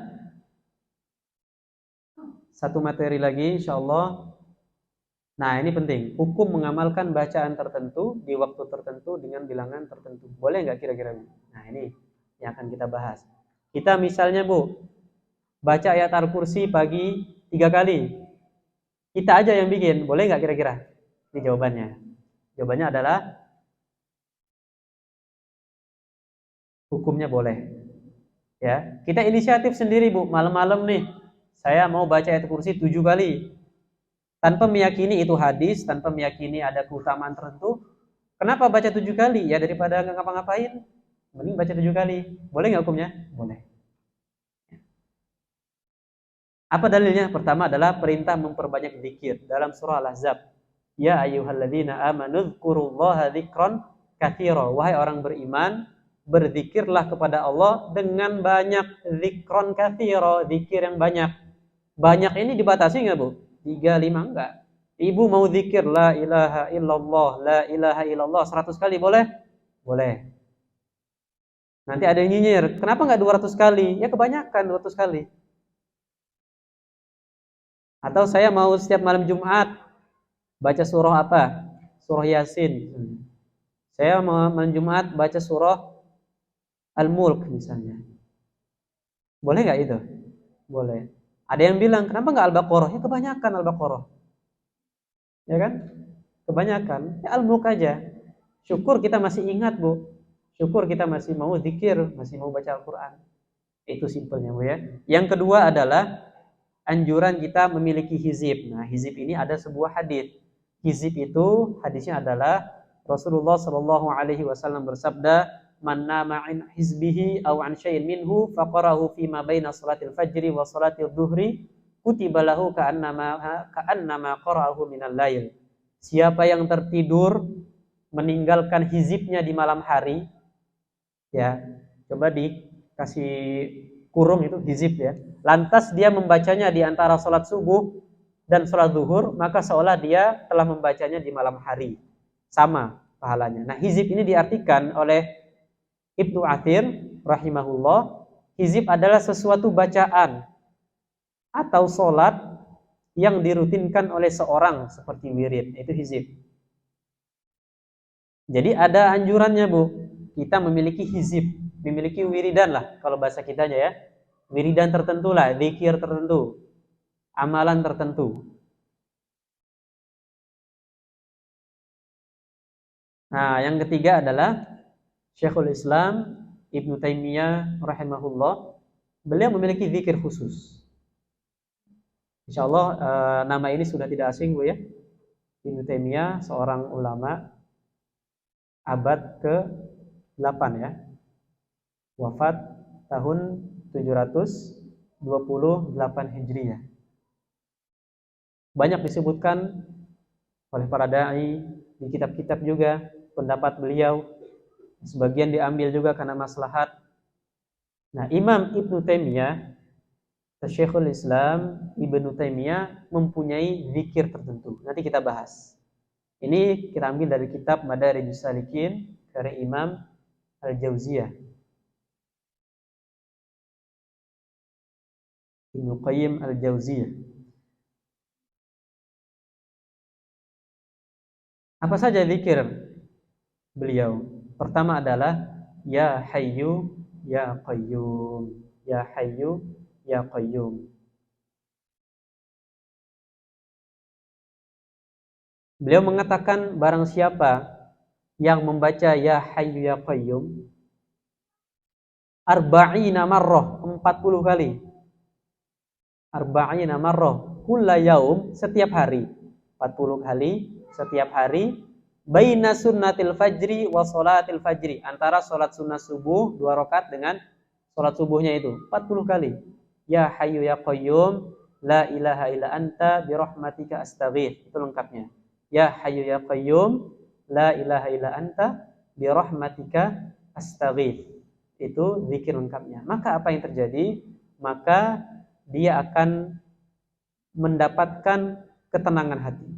Hatinya akan selalu hidup dan hatinya tidak pernah mati. Karena kita bisa semangat ibadah, kita bisa menjalani kehidupan kita dengan baik karena hati kita hidup, Bu. Hidup itu dengan zikrullah, dengan zikir kepada Allah Subhanahu wa taala. Boleh enggak rutinkan kita mulai besok, Bu? Ya Hayyu Ya Qayyum la ilaha illa anta birahmatika astaghits 40 kali antara sholat sunnah sampai subuh, boleh? Boleh. Yang mau mengamalkan silahkan. 40 kali, insya Allah tidak akan makan waktu banyak. Ya. Paling 5 menit, mungkin kurang. Ya Hayyu Ya Qayyum la ilaha illa anta birahmatika astaghits. Adanya. Ya Hayyu Ya Qayyum la ilaha anta birahmatika astaghits. Nah, yang ketiga, mengulang bacaan Al-Fatihah. Nah, ini merupakan amalan beliau juga, Bu. Bahwa Syekhul Islam Ibnu Taimiyah rahimahullah, beliau mengulang-ulang bacaan Al-Fatihah.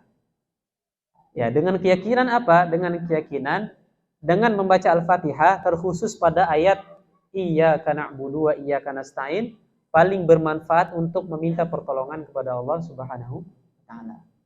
Sebelum doa baca Al-Fatihah dulu. Ya, 1 kali boleh, 2 kali boleh, 3 kali boleh. Yang penting kita dalam mengamalkan ini, kita tidak meyakini bahwa ini ada hadisnya, enggak. Kita meyakini ini ada riwayatnya, enggak. Karena dalam Islam, dalam syariat Islam itu, permasalahan zikir itu luas, Bu ya. Tidak dipersempit harus sesuai dengan apa yang dalam hadis, enggak. Kita boleh bikin zikir tertentu untuk memuji Allah Subhanahu wa taala, ya, agar hati kita selalu hidup, ya, selalu tenang. Boleh kita bikin zikir sendiri, Bu. Nah, biasanya dengan zikir tertentu akan ada fadilah atau keutamaan yang datang. Nah, ini juga, Bu, membaca ayat sakinah. Ayat sakinah itu adalah ayat tenang, ayat ketenangan. Di sini dalam kitab ini disebutkan ada 6 ayat sakinah. Dalam surah Al-Baqarah ayat 248, At-Taubah, Al-Fatah, surah Al-Fatah ada 3. Nah, nanti mungkin kapan-kapan bisa kita bahas. Ayat sakinah. Sakinah itu apa artinya? Tenang. Ya kayaknya sakinah, mawaddah, warahmah. Sakinah itu tenang, mawaddah itu apa? Cinta ya. Mawaddah, rahmah itu rahmat. Jadi di antara amalan Syekhul Islam Ibnu Taimiyah rahimahullah adalah ketika beliau galau, beliau resah, beliau sedang tidak tenang hatinya, beliau mengamalkan ini, membaca ayat sakinah, ayat yang mengandung unsur tenang, ya, sendiri-sendiri, atau beliau ngajak orang untuk bareng-bareng membacanya. Boleh dicatat, Ibu, Al-Baqarah ayat 248. Boleh diamalkan kalau lagi galau, baca ini. Al-Baqarah ayat 248. Kemudian surah At-Taubah ayat 26. At-Taubah ayat 26. Ada lagi At-Taubah ayat 40. Sama. Kemudian Al-Fatah. Al-Fatah itu juz 26, ya, ayat 4. Al-Fatah ayat 4, Al-Fatah ayat 18, Al-Fatah ayat 26. Ibu bisa amalkan ini, lagi tenang, lagi galau, hati lagi nggak tenang, amalkan ini insya Allah tenang. Apalagi zikirnya Al-Quran, Bu. Nah, makin banyak lagi keutamaan yang kita dapatkan. Yang terakhir adalah Imam Ahmad bin Hambal. Pernah dengar, Ibu? Sering mungkin ya. Imam Ahmad adalah imamnya mazhab Hambali. Mazhab Hambali itu mazhab keempat, Bu ya, yang paling mudah. Kalau sekarang Hambali itu menyebar di sekitaran Timur Tengah ya, daerah-daerah Teluk, Arab Saudi, Qatar, Oman ya, dan sebagainya itu. Imam Ahmad itu semasa hidupnya beliau sholat 300 rakaat dalam satu hari. 300 rakaat sehari semalam. Sholat sunnahnya, Bu. Itu Imam Ahmad bin Hambal 300 rakaat. Tapi setelah beliau sakit, beliau di penjara sempat ya. Ada kasus ya dengan penguasa saat itu difitnah. Beliau tidak bisa seperti dulu, maka beliau sholat satu hari 150 rakaat dalam keadaan sakitnya. Bayangkan, Bu. Kebanyakan suka lupa. Nah, sekarang sudah ada fasilitas, Bu ya. HP sudah ada, dicatat harokatnya. Rakaatnya, afwan. Rakaatnya. Ya, bisa begitu. Nah, 150 rakaat. Ini imam besar Imam Ahmad. Ya, di luar kapasitas beliau sebagai imam, sebagai ahli hadis, tapi kita bisa ambil kesimpulan, Bu. Boleh nggak kita sehari sholat 15 rakaat, sunnah aja. Kita batasi itu, boleh nggak? Boleh. Kita sholat sehari 30 rakaat. Misalkan duha 4, ya, tahajudnya 4, tambah witir 3, tambah sholat qobliyah ba'diyahnya, sholat mutlaknya. Ya, kita jumlahkan, misalkan kita tambah sholat mutlaknya, sholat sunnah mutlak 50 rakaat. Rutinkan tiap hari, boleh nggak, Bu? Boleh. Siapa yang melarang kita mau sholat? Yang penting kita tidak meyakini bahwa 50, misal kita ambil angka 50, ini ada hadisnya. Ini ada dalilnya. Enggak boleh gitu. Itu yang nggak boleh. Nah, tapi kalau kita meyakini, kita sholat, kita baca Quran 2 juz sehari, boleh, Bu? Boleh. Mana dalilnya, Bu? Ngaji 2 juz sehari? Nggak ada. Kan perintah kita ibadah yang banyak. Yang penting kita tidak bikin ibadah yang baru, syariat baru. Ini ada dalilnya seperti ini, keutamaannya begini-begini, itu yang dipermasalahkan. Nah, ini permasalahan yang panjang sebetulnya. Ada perselisihan ulama di sini, tapi kurang lebih seperti itu ya, teori dasarnya. Kita mengamalkan sebuah ibadah sunnah dengan jumlah tertentu, waktu tertentu, keadaan tertentu, maka hukumnya boleh. Begitu. Al-Kursi sehari 3 kali boleh. Ya, silahkan diamalkan. Mudah-mudahan dengan ini menjadi wasilah perantara hidup kita menjadi lebih baik dan berkah. Hidup kita menjadi lebih indah.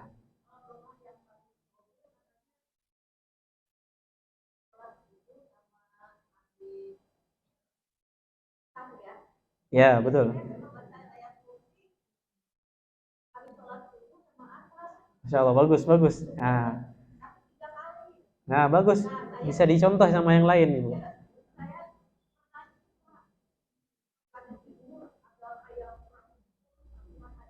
Masya Allah.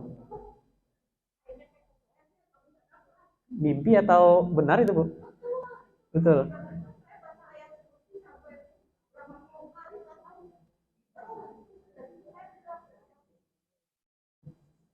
Oke.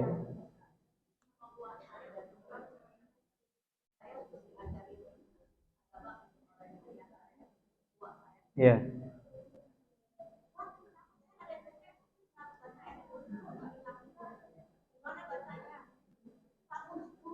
Ah,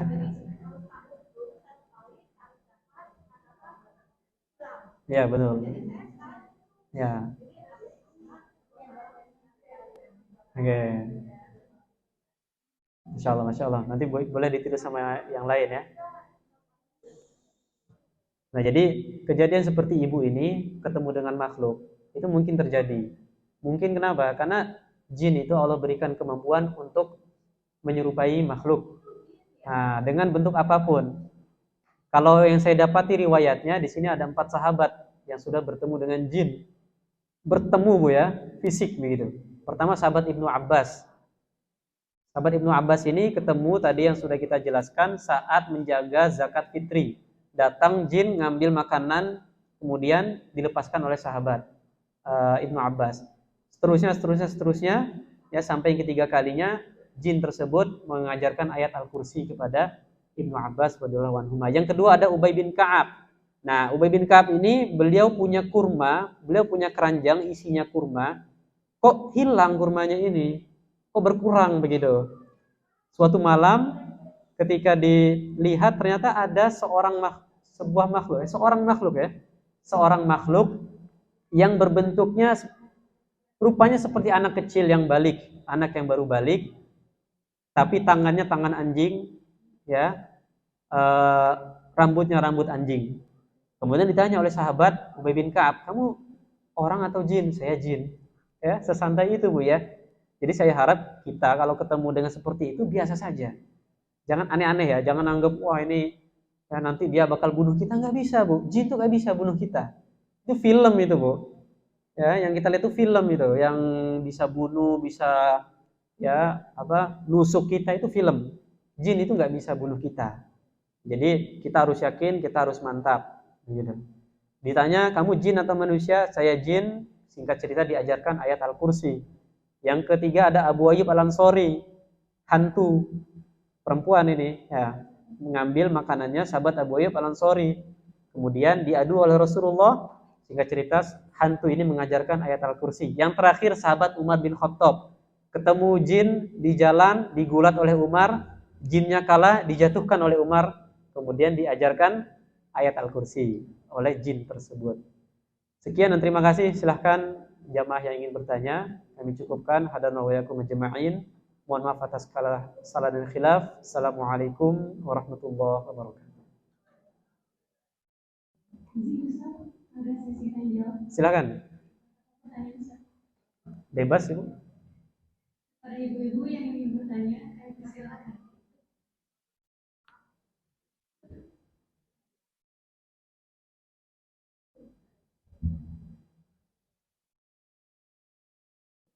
Ustaz, saya mau tanya. Ya, silakan Ibu. Saya pernah ikut kakak saya kan di Pamulang punya pengajian.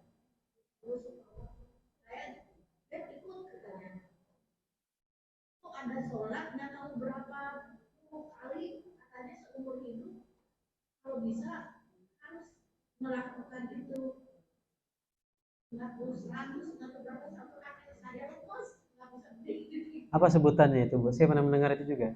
Istilah di Ibu apa? Salat taubat. Salat apa? Salat tasbih. Tasbih.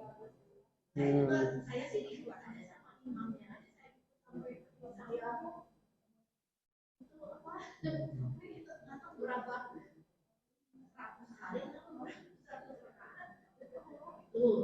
Terus yang kedua, kalau kita mau puasa, kalau saya misalnya hitung-hitungannya, katanya puasa Muharram itu satu hari dengan sama dengan puasa Ramadan 3 hari. Terus saya nanti bulan Muharram makan puasa gitu ya. Ya. Terus kata suami saya jangan hitung-hitungan pahalanya, kalau mau puasa puasa aja. Gimana? Oke, bismillahirrahmanirrahim. Terkait yang masalah pertama yang masih berlaku di masyarakat kita, ada sholat tasbih ya, sholat tasbih. Betul Bu ya? Jadi sholat yang berapa ratus rakaat dilakukan minimal sekali seumur hidup. Secara umum Bu ya, secara umum kita memperbanyak sholat itu nggak masalah. Secara umum begitu. Memperbanyak sholat mau berapa ratus rakaat dalam sehari itu nggak masalah. Yang jadi masalah adalah ketika dengan bilangan tertentu ini kita meyakini sebuah keutamaan. Ya. Yang baca ini sekian akan dapat ini sekian. Dengan meyakini juga yang kedua, ini apa? Syarat yang kedua, meyakini ada dalilnya. Saya perlu tinjau lebih lanjut lagi terkait itu Bu ya. Nah, karena kan kita belum tahu itu sholat apa yang disampaikan imamnya. Tapi secara umum begitu. Memperbanyak ibadah, sholat sunnah apalagi dengan jumlah tertentu hukumnya boleh. Yang tidak boleh, kurang tepat adalah apa? Meyakini dengan jumlah tertentu ada keutamaan tertentu berdasarkan dalil. Bahwa ini sunnah, bahwa ini harus. Kalau enggak akan gini, gini, dan gini. Itu enggak boleh. Jadi yang kasus pertama seperti itu, Bu. Sholat tasbih disyariatkan, iya. Akan tetapi dengan jumlah tertentu, dengan keutamaan tertentu, berdasarkan dalil ini, itu, ini perlu kita tinjau lebih lanjut. Instruksi imam. Karena ada juga Bu, beberapa amalan kita itu dibangun di atas hadis yang maudhu. Hadis maudhu itu hadis yang palsu, ada juga, hati-hati. Nah, yang kedua apa tadi? Puasa Muharram, saya belum pernah dengar Bu. Iya, bulan Muharram setara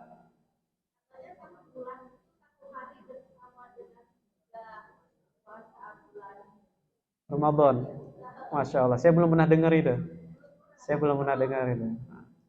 Riwayatnya atau minimal pendapat ulamanya saya belum pernah dengar.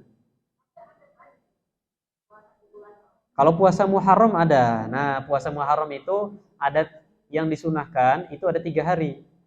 Yang utamanya Bu ya, ada puasa Tasu'a, ada puasa Asyura, puasa 11, ada puasa 9 Muharram, puasa 10 Muharram, puasa 11 Muharram. Ada tingkatannya ini. Mau puasa 3-3-nya boleh, puasa 2 boleh, puasa salah satunya boleh. Kalau ditambah Senin Kamis pas bulan Muharram, lebih bagus lagi. Ditambah Ayyamul Bidnya 13, 14, 15, lebih bagus lagi.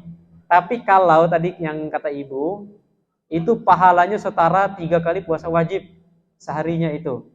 Saya belum pernah dengar.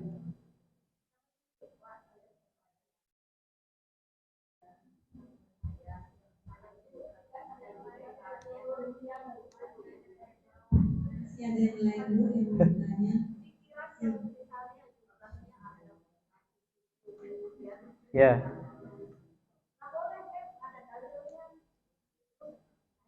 Nah, ya kita dihadapkan 2 pendapat Bu ya. Yang saya sampaikan tadi adalah pendapat ulama yang membolehkan berdasarkan amalan daripada ulama-ulama ini. Saya sebutkan sebagian karena kitabnya banyak ya. Tidak mungkin disebutkan semuanya. Yang kedua, ada sebagian ulama yang berpendapat bahwa menghususkan bilangan tertentu, ibadah tertentu di waktu tertentu dengan tata cara tertentu itu bid'ah. Bid'ah. Ibu mau ikut yang mana? Itu kan jawabannya. Kalau kita tenang, hati kita tenangnya ikut yang pendapat yang membid'ahkan, silakan, nggak masalah. Mungkin kita tenang, kita khawatir nanti dengan ini kita jatuh ke dalam kebid'ahan, ini nggak masalah. Ada ulama, diantaranya saya sebutkan di sini ada Al-Imam Asy-Syatibi. Ya, beliau mengatakan itu termasuk perkara yang mengada-ada dalam syariat. Ada Al-Imam Syekh Abu Bakar Zaid mengatakan itu bid'ah. Silahkan. Jadi ibu ikut yang mana? Tapi untuk kasus tertentu tadi yang sholat ini, kita kan belum tahu di lapangannya Bu ya. Jadi secara umum seperti itu. Silahkan yang lain. Sama-sama. Pak, saya mau tanya, tadi Bapak bilang kalau kita sebelum tidur sebaiknya berwudu Pak.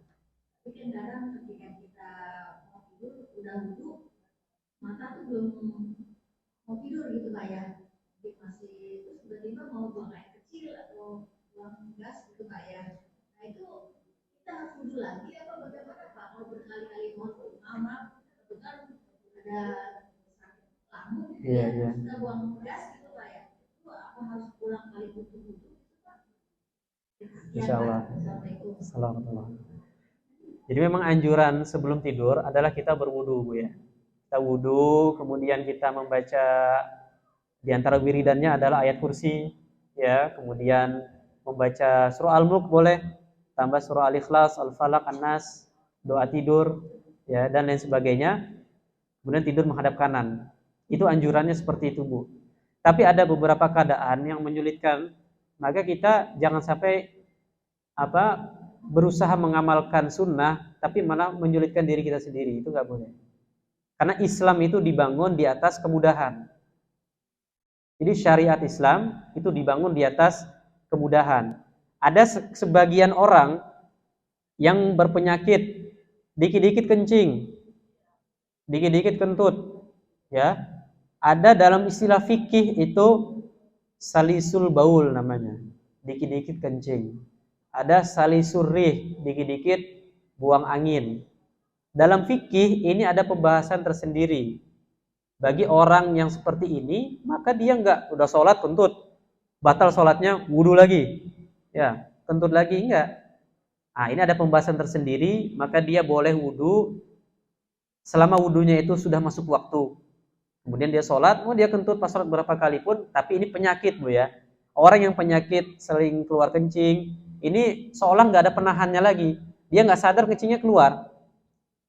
Mungkin ada penyakit seperti itu sebagian kita, tapi bagi kita yang masih normal, beser aja ya bahasanya itu. Ya, beser itu kita masih kerasa sebenarnya, masih bisa nahan. Maka ini berlaku kaidah orang-orang biasa. Tinggal disesuaikan tadi keadaan ibu. Ya, sekiranya memang menyulitkan kita untuk dikit-dikit buang angin, kencing, apalagi punya penyakit, harus wudu berkali-kali, satu malam bisa 10 kali wudunya. Saya sarankan ya sudah, nggak apa-apa ditinggalkan. Yang penting wiridnya tetap dilakukan. Insya Allah itu jadi penjagaan kita selama tidur Bu. Nah, tapi kalau sekali lagi tidak menyulitkan Bu, ya masih bisa lah. Mungkin 2 kali wudunya, 3 kali, ya disesuaikan Bu. Itu masih bisa ya sudah. Diulang lagi wudunya. Begitu Bu ya. Insyaallah jelas. Silahkan yang lain. Ada lagi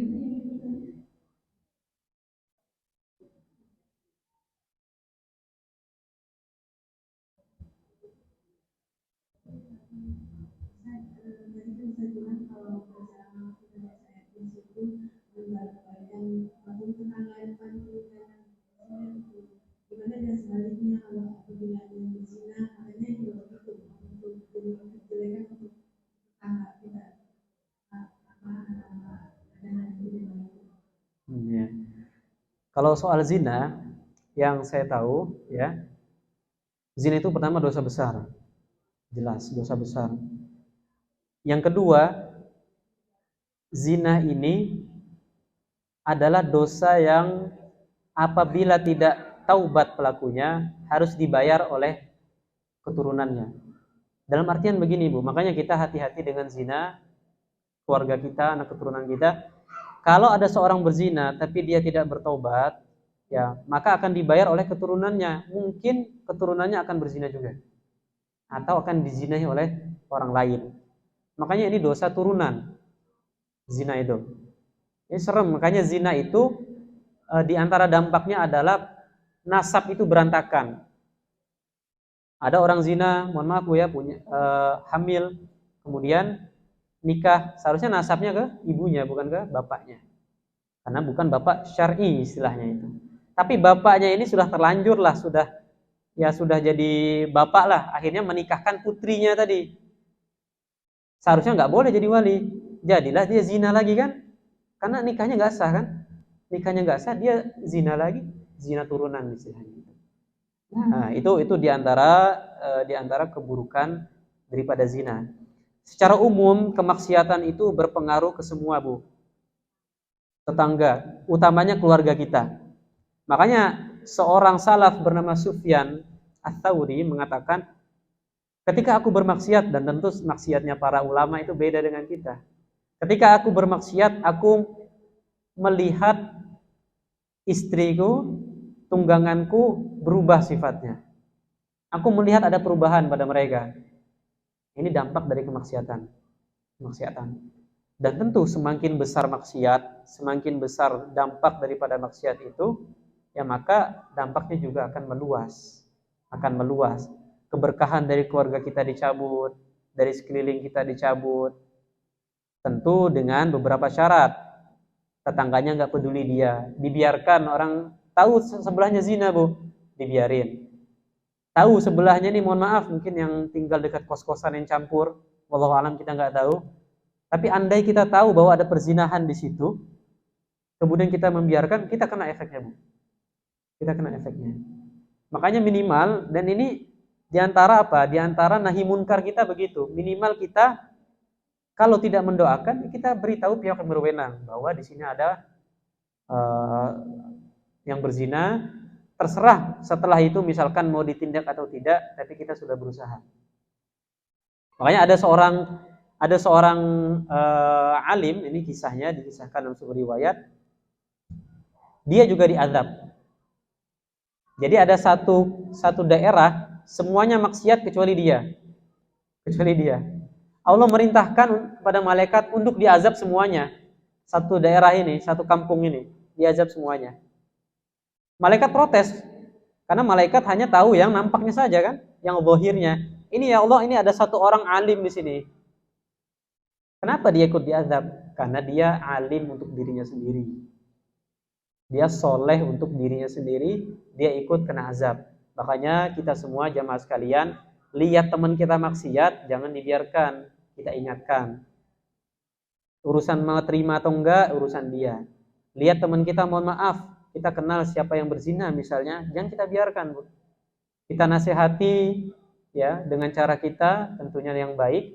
Dia menolak, sudah tanggung jawab kita sudah gugur. Ketika ditanya di hadapan Allah, maka ya Allah saksikanlah aku sudah menyampaikan padanya. Begitu Bu ya. Jadi memang zina apalagi riba ya dan dosa-dosa besar lainnya bisa berdampak buruk kita, keluarga kita dan juga sekeliling kita.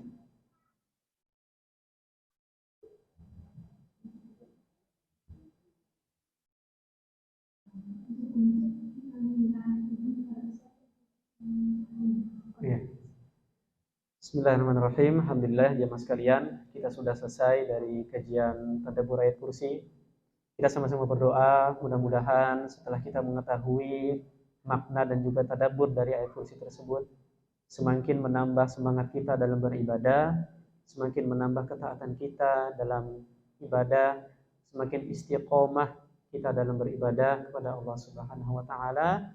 Sama-sama berdoa, beristighfar, astagfirullahaladzim, astagfirullahaladzim, astagfirullahaladzim, astagfirullahaladzim, astagfirullahaladzim, astagfirullahaladzim. A'udzu billahi minasy syaithanir rajim. Bismillahirrahmanirrahim. الحمد لله رب العالمين حمد الشاكرين حمد الناعمين حمدا يوفي نعمه ويكافئ مزيده. يا ربنا لك الحمد ولك الشكر كما ينبغي لجلال وجهك الكريم وعظيم سلطانك. اللهم صل على محمد وعلى آل محمد. اللهم اغفر لنا ذنوبنا ولوالدينا وارحمهم كما ربونا صغارا، ولجميع المسلمين والمسلمات والمؤمنين والمؤمنات الأحياء منهم والأموات إنك سميع قريب مجيب الدعوات يا قاضي الحاجات. ربنا ظلمنا أنفسنا وإن لم تغفر لنا وترحمنا لنكونن من الخاسرين. اللهم إنا نسألك حسن الخاتمة ونعوذ بك من شر العاقبة وسوء الخاتمة. ربنا هب لنا من أزواجنا وذرياتنا قرة أعين واجعلنا للمتقين إماما. ربنا تقبل منا إنك أنت السميع العليم وتب علينا يا مولانا إنك أنت التواب الرحيم. ربنا آتنا في الدنيا حسنة وفي الآخرة حسنة وقنا عذاب النار. سبحان ربك رب العزة عما يصفون وسلام على المرسلين والحمد لله رب العالمين. سر الفاتحة.